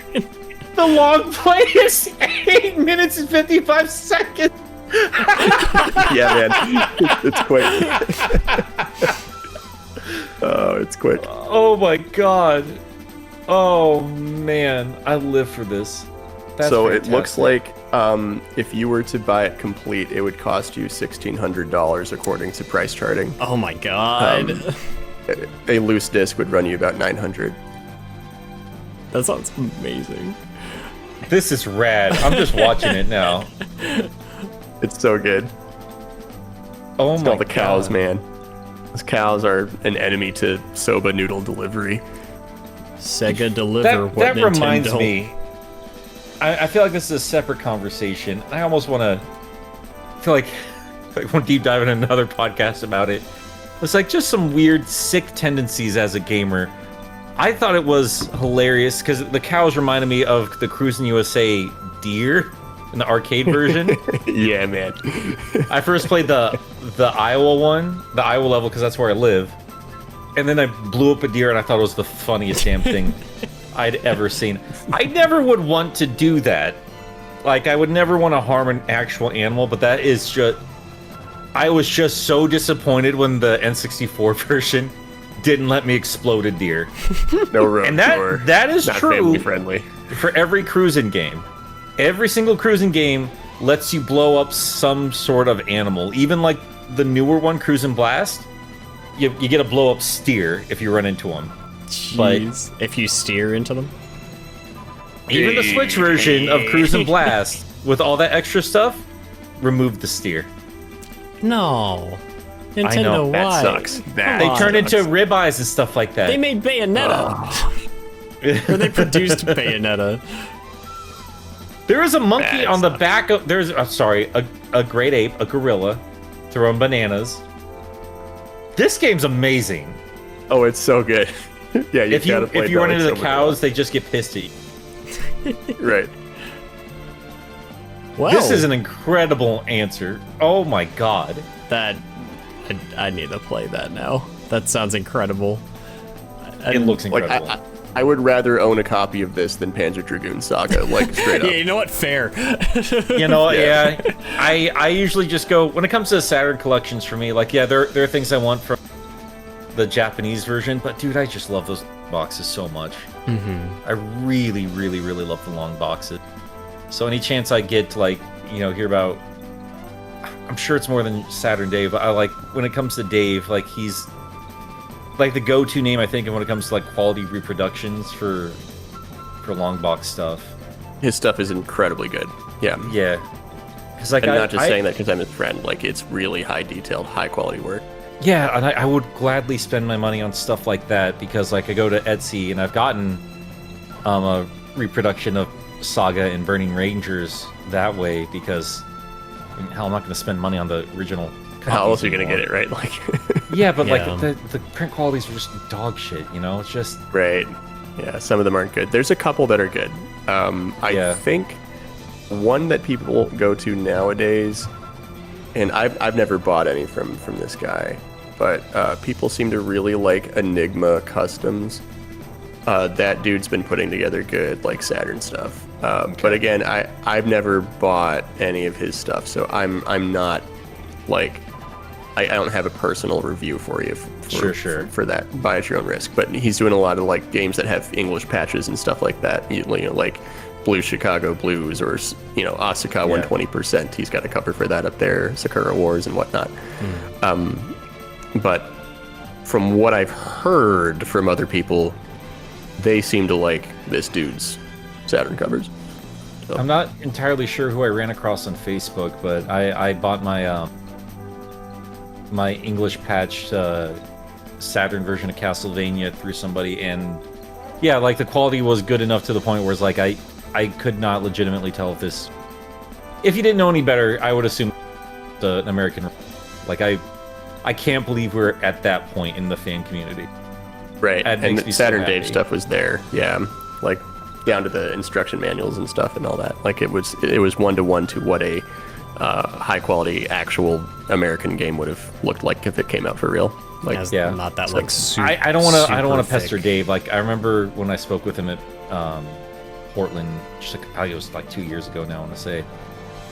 I think he's mostly retired from that. He's just like life's just a bit Mostly, too yeah. from. Yeah, he doesn't have time for it. Yeah, yeah. Like that's that's why I don't want to pester him about it. But like that's not even so much like the fact that it's quality, but the fact it's just like it's a Saturn Dave, copy. yes. Like that's one I of the, feel that's that. one of the reasons why I want to like get one of his games, because it's one of his games. It's Ken Kutsumori Blade or whatever the hell that guy's name was. I don't know. I'm just shooting off the top of my head. Yeah, You know yeah, the special katanas. I'm a Right. The You know crazy what I'm ones. saying. The Yes. crazy good one. Yeah, no, that's a good metaphor. Yeah, that's what it's like. Yeah. I've been watching this long play this entire time. I'm gonna stop. Oh man.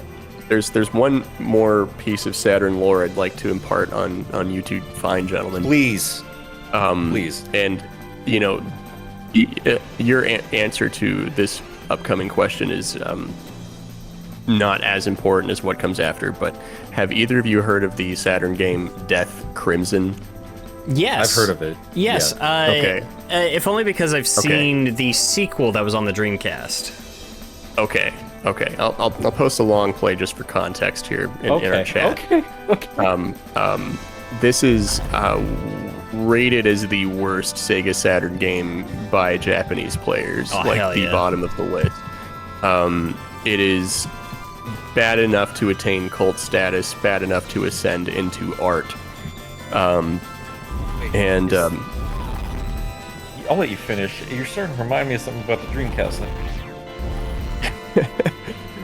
there is a sequel on the Dreamcast called Death Crimson Ox. I think they actually made 2 Dreamcast Death Crimson games, and they're both competent. This game is not competent. Okay. It's famously bad. There's a Japanese word called the Japanese word is kusoge, which literally means shit game. And this is like this game right here is widely considered to be the king of kusoge. What? Now here's the other part of Saturn lore that I'd like to impart on you, Okay. related to Death Crimson. The music in this game is composed by a gentleman by the name of Kunitaka Watanabe. He is an accomplished musician who's released many of his own original compositions, That's including and notably the soundtrack to Death Crimson. He is still active on YouTube to this very day. And God on bless. a very regular basis, like once every few days, he'll post a recording of himself. He does shorts a lot now too. You got to go through his short section. But he, little minute, 2-minute long videos of him playing a song. Maybe it's his own composition. Maybe it's a Black Sabbath song on accordion. Maybe it's a Death Crimson song on guitar. Stuff like that. And yeah, I would urge everybody to go look up Kunitaka Watanabe's YouTube channel. That's everybody who's listening. What a fascinating person! Oh my god, this hair. I know, and his sunglasses too. Yeah. Am I the only one that's seeing a little Nicolas Cage there? Maybe you know what? I see a little bit of that, yeah. I didn't notice that until you mentioned it. But yeah, he's got it in him. He's got that cage in him. He teaches music at a university in Osaka, I'm pretty sure. So Godspeed, sir. So yeah, that there's some Saturn lore for you. Huh. I'm very thankful for that. Thank you. That's I'm also gonna watch this Yeah. long play of Death Crimson. It's so good. Oh man, I can't wait to play the Death Crimson soundtrack at work tomorrow. Oh man, make sure you've got it on full blast. What is this music? It's like a shitty Renaissance fair. What is that? Oh, it's so good. It doesn't match anything that's on screen. I miss real video games like this. Oh my god. I know. Look at what they've robbed from us. This is what they took from you. You know, I know it's a bad game, but another game I'd love to own physically. I have the Japanese copy, but I want the American copy of Virtual Highlight so bad. Yes. I love the graphic style of that game, dude. I love it so much. Yeah, Virtual Highlight is. I personally understand the hate, but I also understand the love. You know. Yeah. I want to. Having actually tried to play and beat it myself, like I am frustrated by it, but I love the audacity of it. Like, I actually really love it. I've always wanted to play it, partially because like one of my earliest reviews, I think kind of when I started like figuring out what my style was Hideline on the NES. And I had always meant to go back and play the other ones, and I just never got around to it. But Virtual Hideline, like, I would love to actually get my hands on and give a shot. I wonder what that's one for these days. In these videos, This game is ugly, by the way. This Death Crimson looks like complete shit. So let's see here. Virtual. I forgot to mention this in the Kunitaka Watanabe videos that I sent to you in the chat, and perhaps include this in the edit. I'll try to at least like put them in the description of the YouTube version. There you go. The Death Crimson one specifically open with Mr. Watanabe, you know, saying, "Hi everyone," something to the respect of, you know, "This is my original soundtrack, Death Crimson," and then he says, "Actually, the game is fucking, but the music is amazing." Yeah. And he just rips into it from there. This guy's already my goddamn hero. Yeah. He says that at the start of every Death Crimson video that he puts on YouTube too. It's like, it's consistent. That's awesome. He's so good. He is like one of my favorite people. Like, straight up. I can see why. Yeah. Oh yeah. Good stuff all around. Oh my god. You know, it's about around the $70 range. That's not bad. No, it's viable. It's attainable. Yeah. It's about as much as a video game nowadays. Well, I guess Nick, you were saying, you were gonna say like Burning Rangers. Did you want to stick with that as your answer, or did you have another?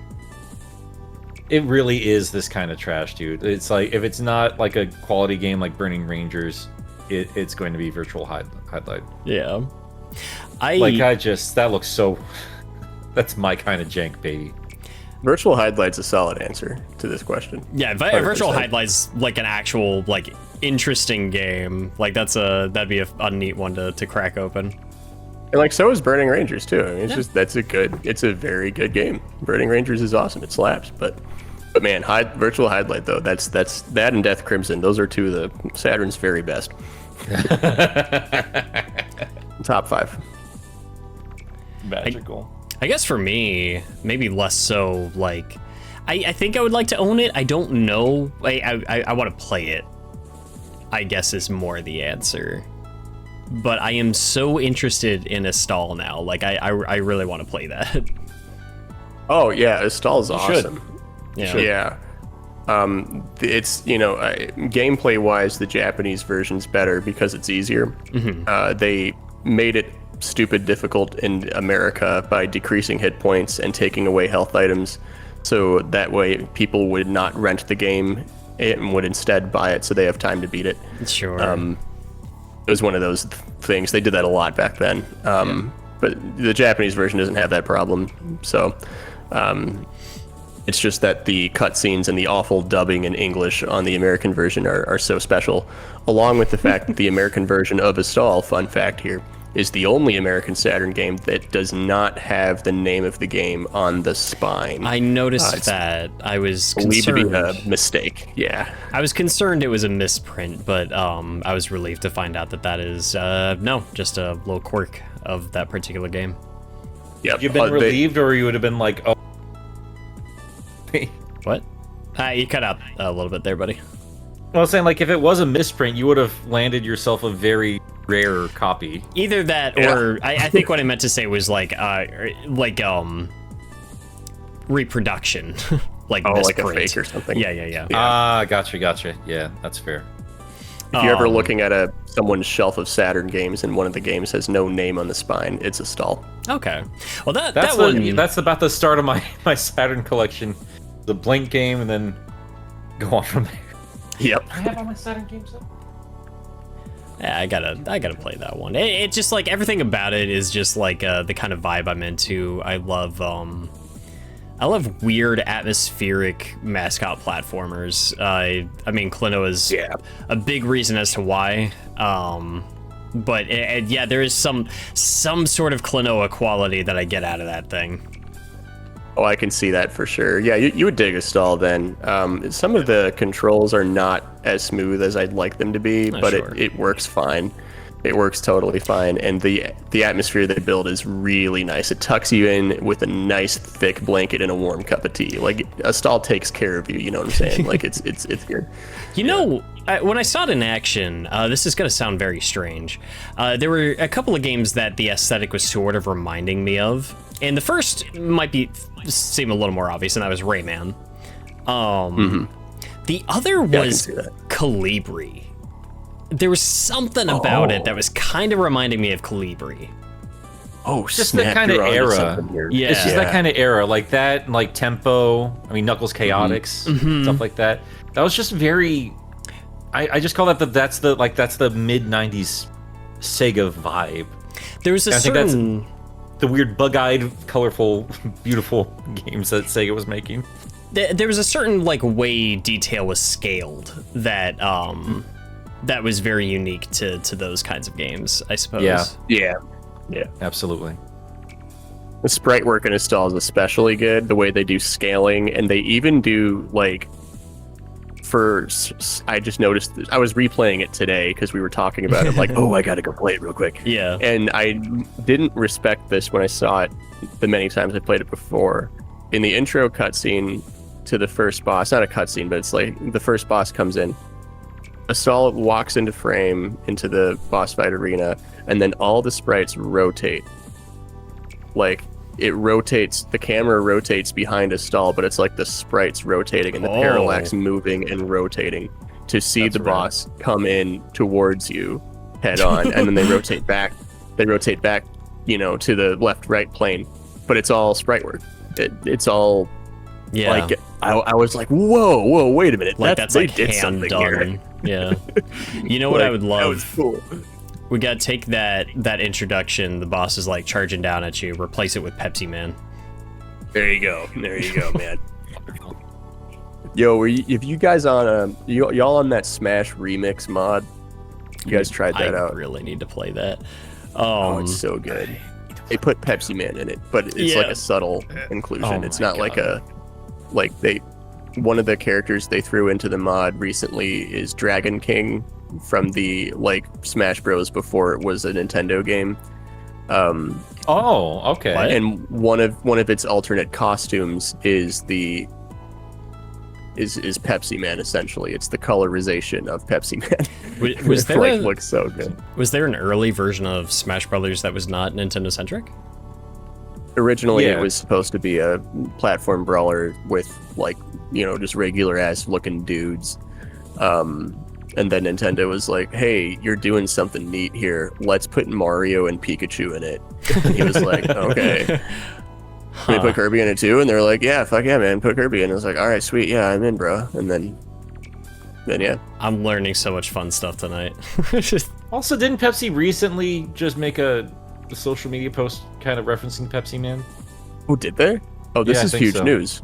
This Yeah. is huge. This news. is good news. It's like real gamers will get this or some shit like that. Oh, Yeah. of course, yeah. Oh. I really hope they bring him back. Bring him to the States. That'd be dope. There's I demand love for him. There is. Yeah, these days you could actually do a lot with that character. People would respond. Mm-hmm. I do think it's one of those.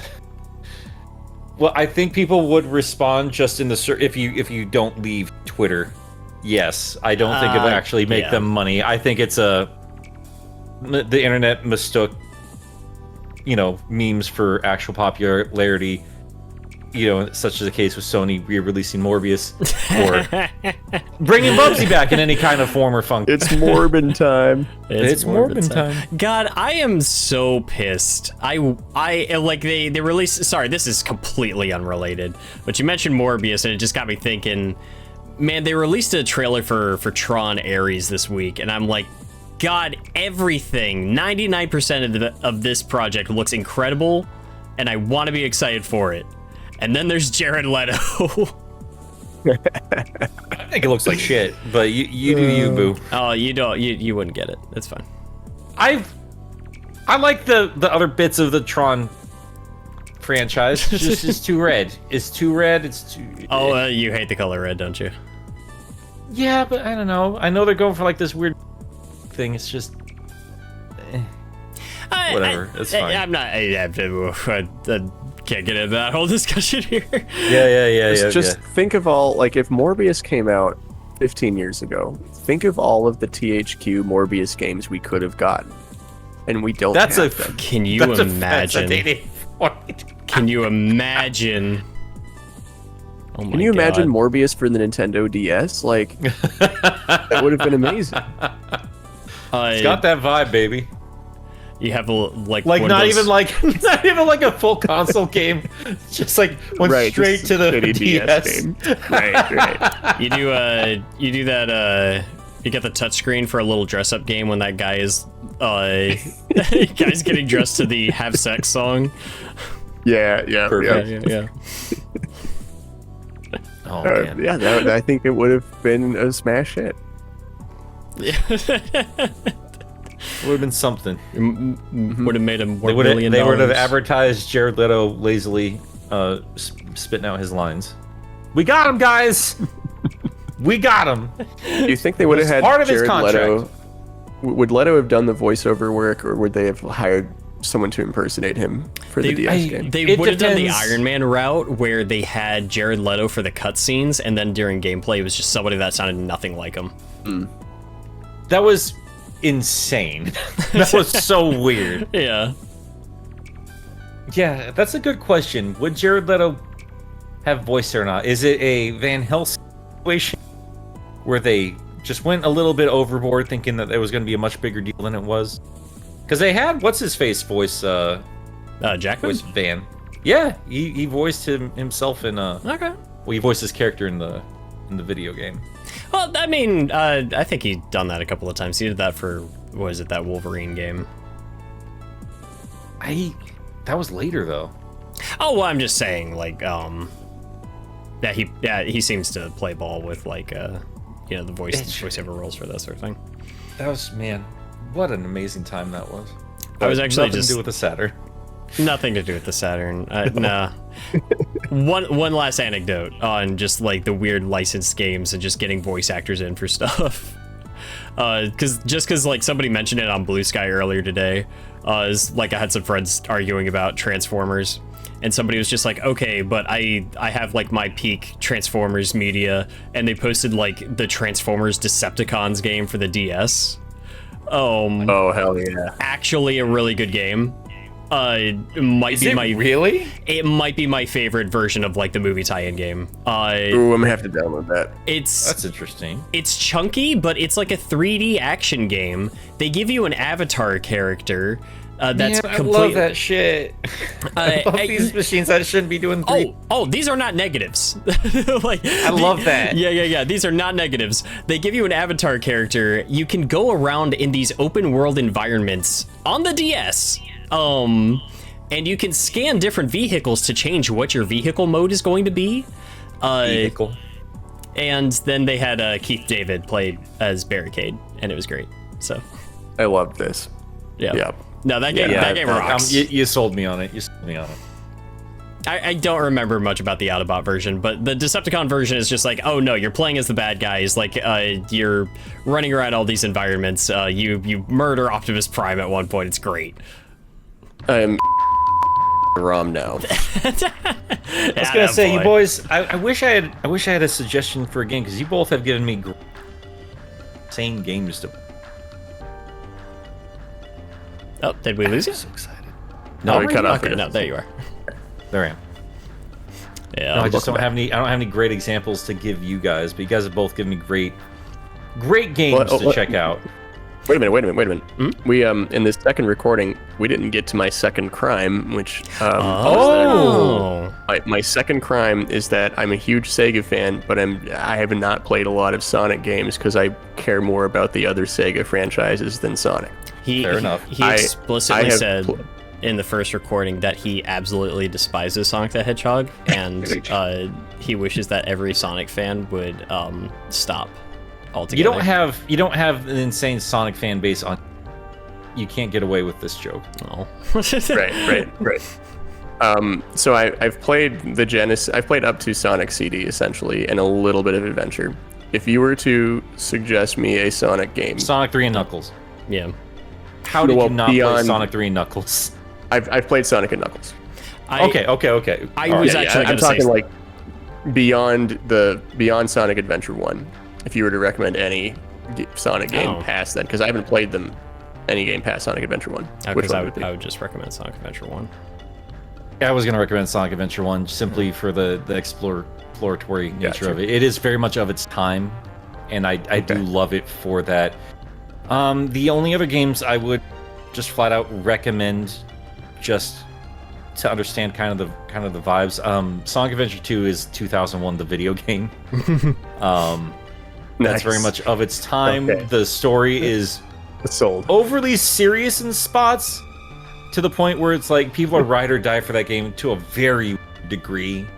I don't think it's that good, but it's a vibe, man. Like, got you. Okay. There are certain Sonic games that are like they are a vibe, and you need to experience that vibe. And it also, like, Sonic Adventure 2 has a thing where it just, like, it sells incredible moments. Not my favorite Sonic Adventure game. My favorite Sonic game is Sonic Adventure 1. But, like, I love Sonic Adventure 1. And I think it outclasses SA2 in just about every way. But I might just need to go in and play through Adventure 1 then. Have you never played through it completely? I've not beaten it. I've played most of it way back. Like, I've forgotten most of the game by now. So if I were to play it again, it would all be fresh. Except for the San Francisco chase scene. It's got that very classic, like, Sega, like the early Dreamcast Sega, like, vibe to it. You can tell they put a lot of money into a lot of weird ideas. Yeah, and I'm nice. I like that about it. I really like that weird experimental time. I would say another one that would just be like, I guess if you just want to sit down with something. Okay, you know what? I'm not entirely sure if I'm sold on this answer. I really liked Shadow Generations. I think it's a really solid package. I don't know if it would hit the same if you're not already, like, attached. Okay. I think it's a good game. Like, I would recommend that just at the... It is one of those games where, like, a lot of it's built legacy of the franchise, but, like, it's a solid game on its own part. Like, if you enjoy that game to the point where you're curious about where all this crap comes from, then it did its job correctly for a new player. Yeah. But I'm gonna give you just the weird thing to try because you like weird shit. If you've not, have you played Knuckles Chaotix? Yes. Okay. I love that game. Okay. Yeah, I figured you might. Yeah, I haven't beaten it, but I've played it a good amount, and I've loved every second of it. You're someone I can recommend a thing because like I don't recommend like the best quality video game, but just like you're gonna play it, and I know you'll get the vibe. I remember getting my hands on a copy of that, and I set up my 32X and everything, and I was playing it, and I texted Nick, Game Apologist, and I was like, I don't understand. People said this was bad. Yeah, it's not. I thought it was great. I thought it was fantastic. I can understand why it's technically not good. It's more of a beta test of a game than anything else, but God, I love it. I love that game so much. They teach you all this stuff in the tutorial that you never use again. It's fantastic. That's right, they totally did. It's like when you get a Kirby copy ability and there's like 6 pages of things to learn and you're like, yeah, no. You'll never, Just give me the dash attack, I'm dead. I do want to scrap my Shadow Generations answer. I've got a better one for you. All right. Just because I'm sick with Shadow Gens. That's a good game. I'm just gonna say this because you like the weird stuff, and I feel like you would have the patience and the wherewithal to appreciate what this game did. Sonic CD. Oh, he did play Sonic CD. I've played. Yeah, I've played it. I've played all the Genesis ones. I've played Sonic CD. I have a really great attention span. Forget Shadow Gens. Got it. Shadow Gens. It is. Sonic CD was great. I loved it. When it comes to like there's like a general audience recommendation, and then there's like the Sega fan recommendation. Yeah. And the Sega fan recommendation is always going to be you're gonna appreciate Sega getting fucking weird, and my answers are always going to be Sonic CD, Knuckles Chaotix, Sonic Adventure for vibes. Hells yeah, I do like the vibes. But yeah, like I'd say just for a quintessential like touchstone gaming experience, I do think it's not my favorite game. Adventure 2 is a quintessential. I would agree. Sonic experience. Yeah. Okay. Got you. It's so fucking crazy. It's so fucking weird. Well, that just makes me want to play it more. So yeah, enjoy the butt rock and the president and all this stuff. Let's go. Which one was the one with the Julian K in the soundtrack? Who's Julian K? Oh wait, hang on. I'm gonna have to look it up. I used to. I guess I still do listen to Julian K. They're an EDM band from like the early thousands, but they're still active. But every time I mention them, they're like, "Oh yeah, you must like them because of Sonic Heroes just showed up so maybe Sonic Heroes." And I'm like, I didn't know they were in Sonic, and they're like, "Yeah, you must love Sonic." I'm like, "No, I just like the band." So they were in multiple games. They were in Sonic Heroes, Shadow the Hedgehog, and Team Sonic Racing. Hells yeah, they. Are you Team Sonic Racing? Jesus Christ!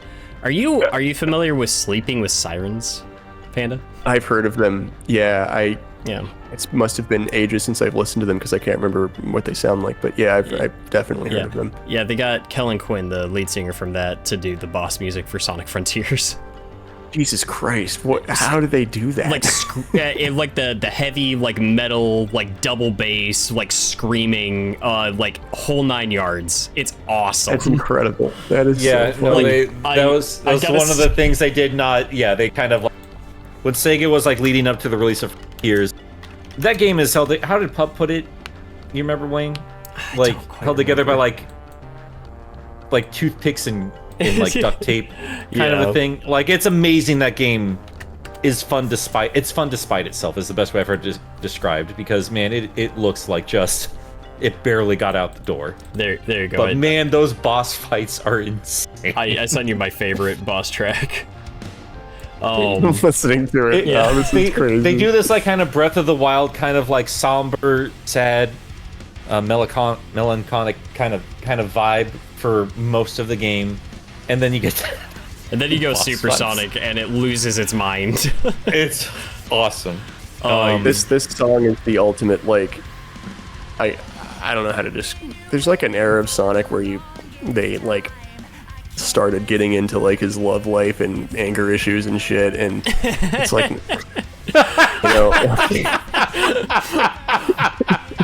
Oh man. This, what you just sent me just makes me think of that, I guess. I don't know. Because like Genesis Sonic, it's just like, oh, he's saving the animals and the platforming's fun. It's a cool video game. And then they're like, Adventure 2 is the start of that. Like the introduction of Shadow the Hedgehog. Yeah, it changed everything for a few years.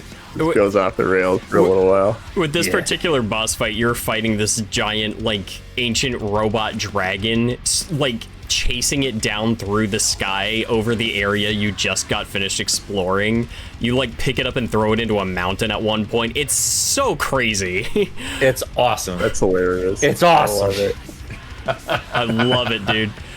Well, gentlemen, I really appreciate you spending so much time here tonight with me, especially like recording all of this after we basically had to scrap what we did before. I suppose we could wrap up, or if you wouldn't mind, I have one more question if you're up for it that shouldn't take too long to answer, but I think would be fun. Go for it. Okay, so we did this back during the when we did the Dreamcast video with John. And I thought it would be fun to ask. My answer is probably going to be like something that I said before could have been during that same show.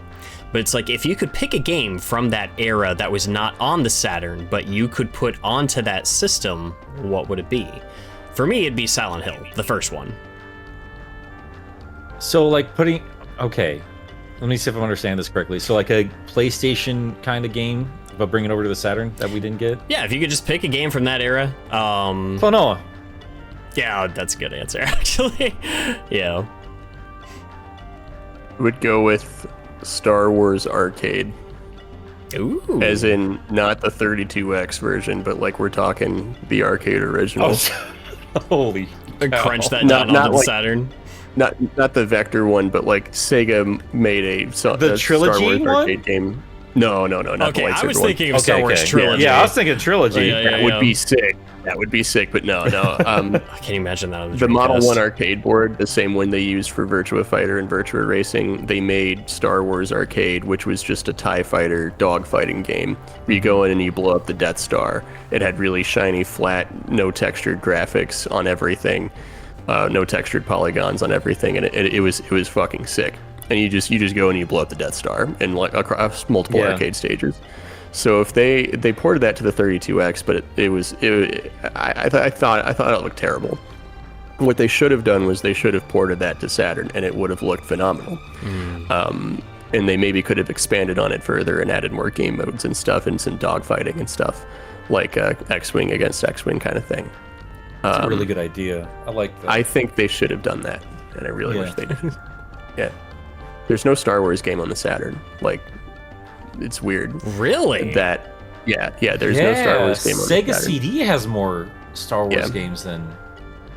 Like, we didn't even get Rebel Assault. Like, they just didn't do it. And I feel like Star Wars Arcade, as in Sega's Star Wars Arcade, would have been right at home on Saturn.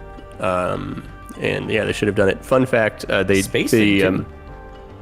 they were going to put a Star Wars game on Saturn called Rebel Strike, where you play as on like a speeder bike in Endor and shoot stuff. Yeah, there's a prototype of it online. You can download it and play it right now.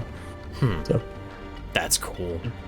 Was that? No, I guess the prototype wouldn't have been leaked with that big. It's like what was that? Like an E3 like layout, stuff like that. What was that big Saturn leak from a couple years back? What was that? Project Deluge? I think that's what it was. This was a separate thing. Okay. It was like 5 years ago, I want to say. I can't remember when it leaked, but it leaked by itself a long time ago. You know, I really like that answer, though. Because, I mean, Sega systems were largely there to kind of bring arcade stuff home. and I would have liked a Klonoa port on the Saturn. I almost think I would have preferred Klonoa on the Dreamcast. You know, I think I can agree with that. Yeah, because I feel like if I can the graphically associate it with everything, oh my god! Like, well, if I could graphically associate it with anything, it'd be like Skies of Arcadia. Sure. So I do think a Saturn port, or a Dreamcast port would have been really good. I'm trying to think of what else came out. Was Death Smiles a later game? Death Smiles, I think, was 2000s. Let me check. Yeah. Graphically, You're talking about it the looks... cave shooter, right? Yeah. Because you reminded me of Cave with that insane 2007. thing. That's a good question. Silent Hill. I would love to see that running on a Saturn. Same. That would honestly be really sick. And that is my personal favorite Silent Hill game. And I think that like a lot of that is just there is a different level of atmosphere there that like the other games are better games, let's be honest. But like there's something about that first one that feels very special to me, and I would love to see like, oh man, what would that have looked like on the Saturn? Can't immediately think of any like, because I was like I know Panda disproved it, but I'm still thinking of like 2D style games to kind of. Oh sure. You know what? It wouldn't make any sense, but I know the Dreamcast has it. But I've been playing a lot of Tony Hawk recently. Yeah. Oh, I've thought about this. I've thought about this before. Yeah, that would be a great Saturn game. Yeah, I would love that on this. I really. Let's get real here. If the fucking N-Gage can run Tony Hawk's Pro Skater, you know, the Saturn can run it no problem. Fair point. You know what? There's a part of me that would have really liked to have seen an attempt to get the first Digimon World game running on the Saturn. Ooh, that'd be clutch. I mean, there's a part of me that's just like, I would almost rather see it on the Dreamcast, if only because then you can use the VMU to integrate in like the actual Pocket VPET mechanics. That seems so goddamn obvious. PlayStation did end up doing that to a degree with some Japanese exclusive games with the Pocket Station, but nobody cares about the Pocket Station. Okay, that's not true. The Pocket Station is neat, but yeah, I was gonna say, what's the guy against the Pocket Station? I don't have anything against the Pocket Station, but we didn't get it over here, and I'm still salty that we didn't get like more. Yeah, I wanted. Dude, that was in magazines everywhere, and I was amazed. I'm still amazed it didn't show up over here. I have a Pocket Station. I want to do more with it. I'm just salty that we didn't get a Dreamcast Digimon game. But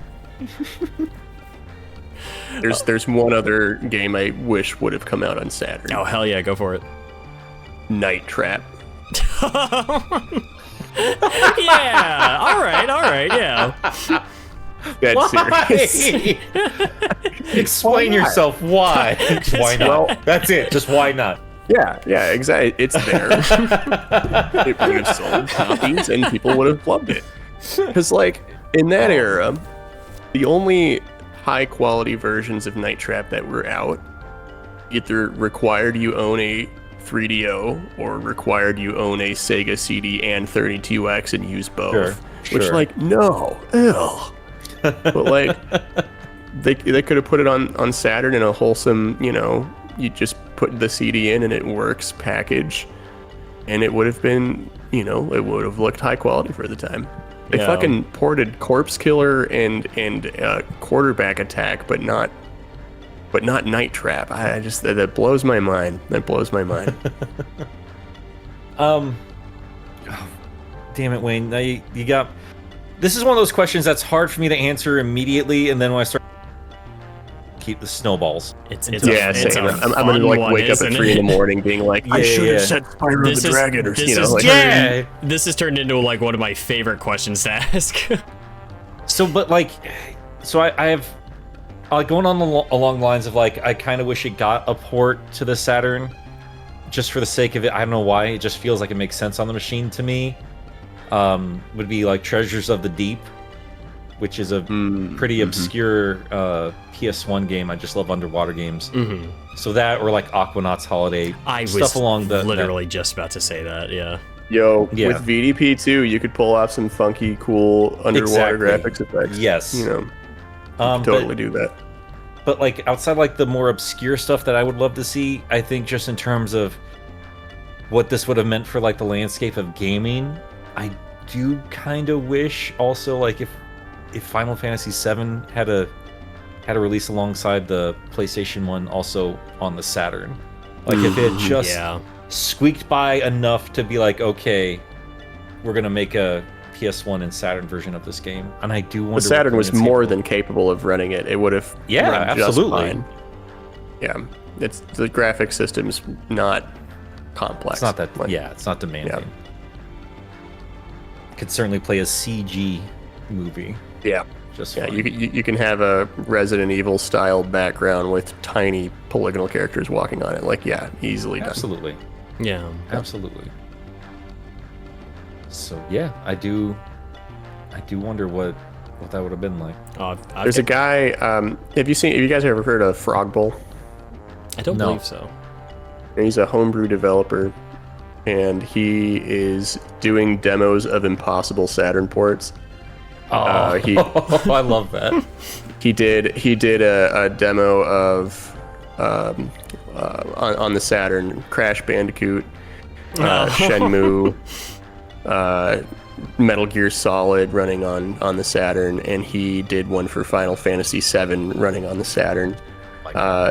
And this is like, you know, super rudimentary. It's like it's just proof of concept. Like, hey, you know, I can get this to run in some form on the Saturn, and he's like doing this ground up. He doesn't have source code, obviously. Right. But yeah, I mean, he did a little thing for Final Fantasy VII running on the Saturn, where he just deconstructed assets from the game and tried to slap it together into a little demo that works on real hardware. The box art. And so works it looks so better good with the long box than it does with the square jewel case.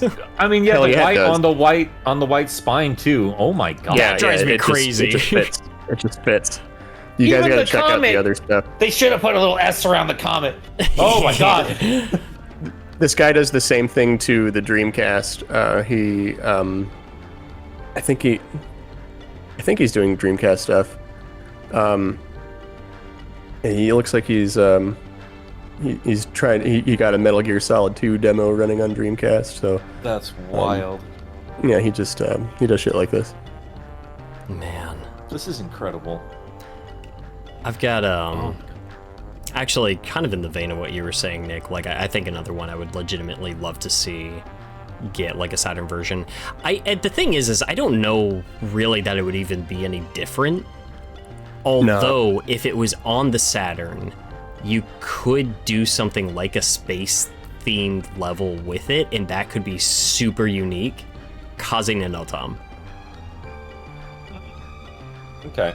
Throw that hot air balloon in space. Do it. No, I figured I got your art dinking up after Aquanauts Holiday. Yeah. but we all art dink it up sometimes. Hell yeah. But like legitimately, just because of what an experimental game that was, and like what an experimental, like what the Saturn was, and like the sort of games that were released on it. I don't know. That just seems one that feels like it would have been fitting.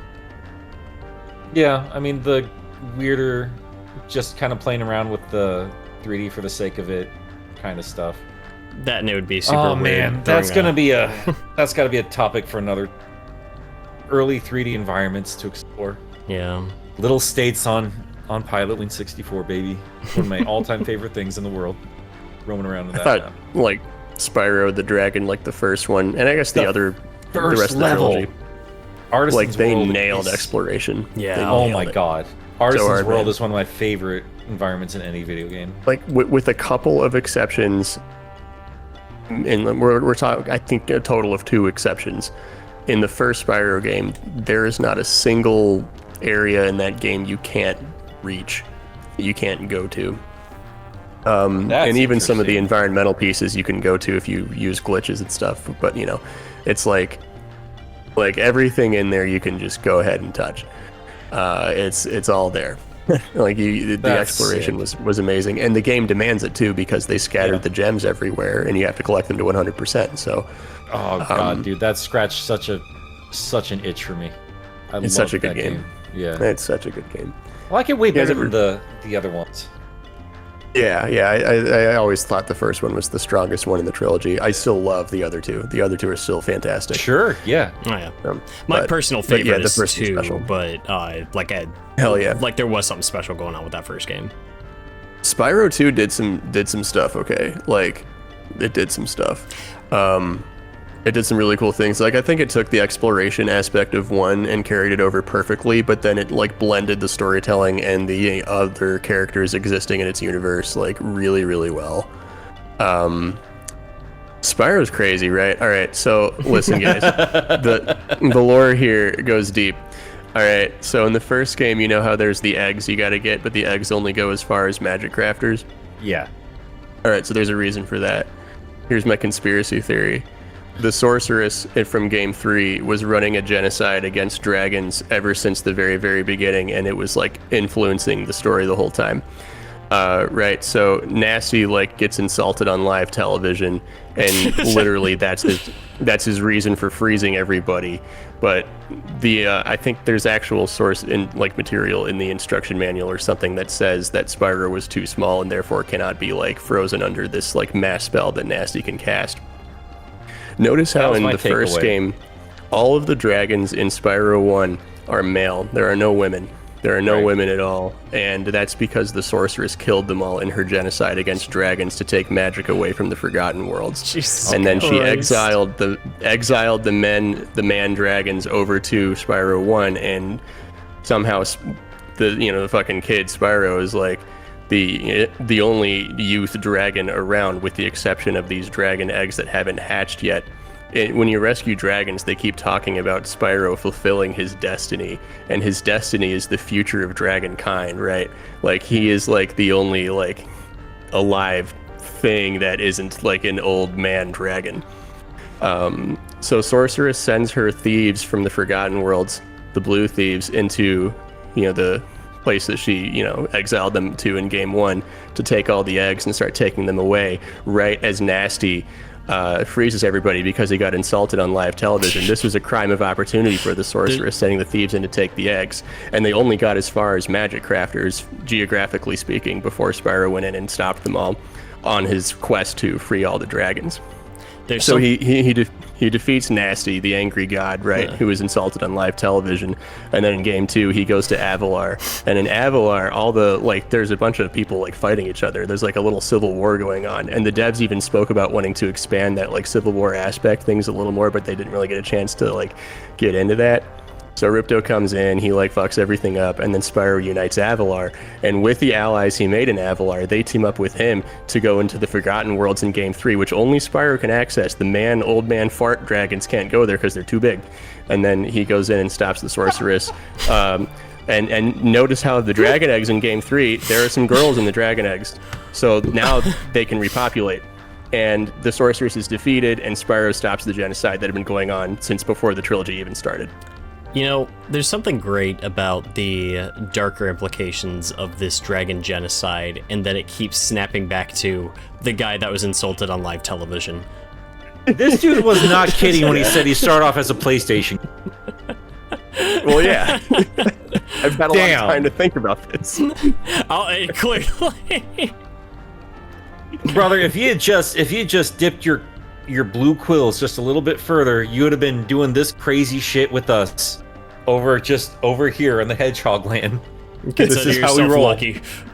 This is how we roll, baby. I'm into all this stuff. That's awesome. Right. You just made Spyro better. You just made Spyro better. Yeah, it was a whole crazy ass genocide. Yeah, that's the whole dark plot line behind all the happy-go-lucky good use of color theory environments and stuff. Yeah. I mean, here's the most important question I have for you, though. Yeah. Like, he definitely wanted to bang that goat chicken game, right? Oh, 100%. Oh, yeah. Okay. All right. Yeah. Okay. This is known. Yeah, picking up some chemistry there. Yeah, there's no question about that. Yeah, I think he totally did. That's just canon. So that brings in a whole other thing, though, right? Like, can dragons can they, just try to keep their species alive?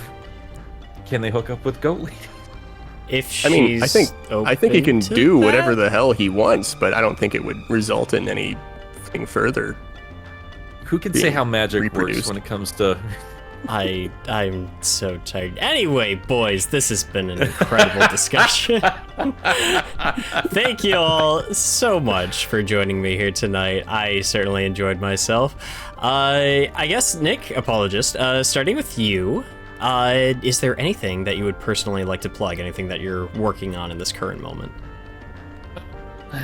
Honestly, I've taken too long of a break from videos. I am legitimately going to be covering the Sonic Saturn stuff here pretty soon, but I am going to wrap up the comic coverage because the last issue of that DC crossover is coming out soon. And I'm hoping I can sneak in a non-Sonic video here fairly soon, but depending on what game we will see. Okay. We will see. But I got stuff in the oven. All right, and Nick.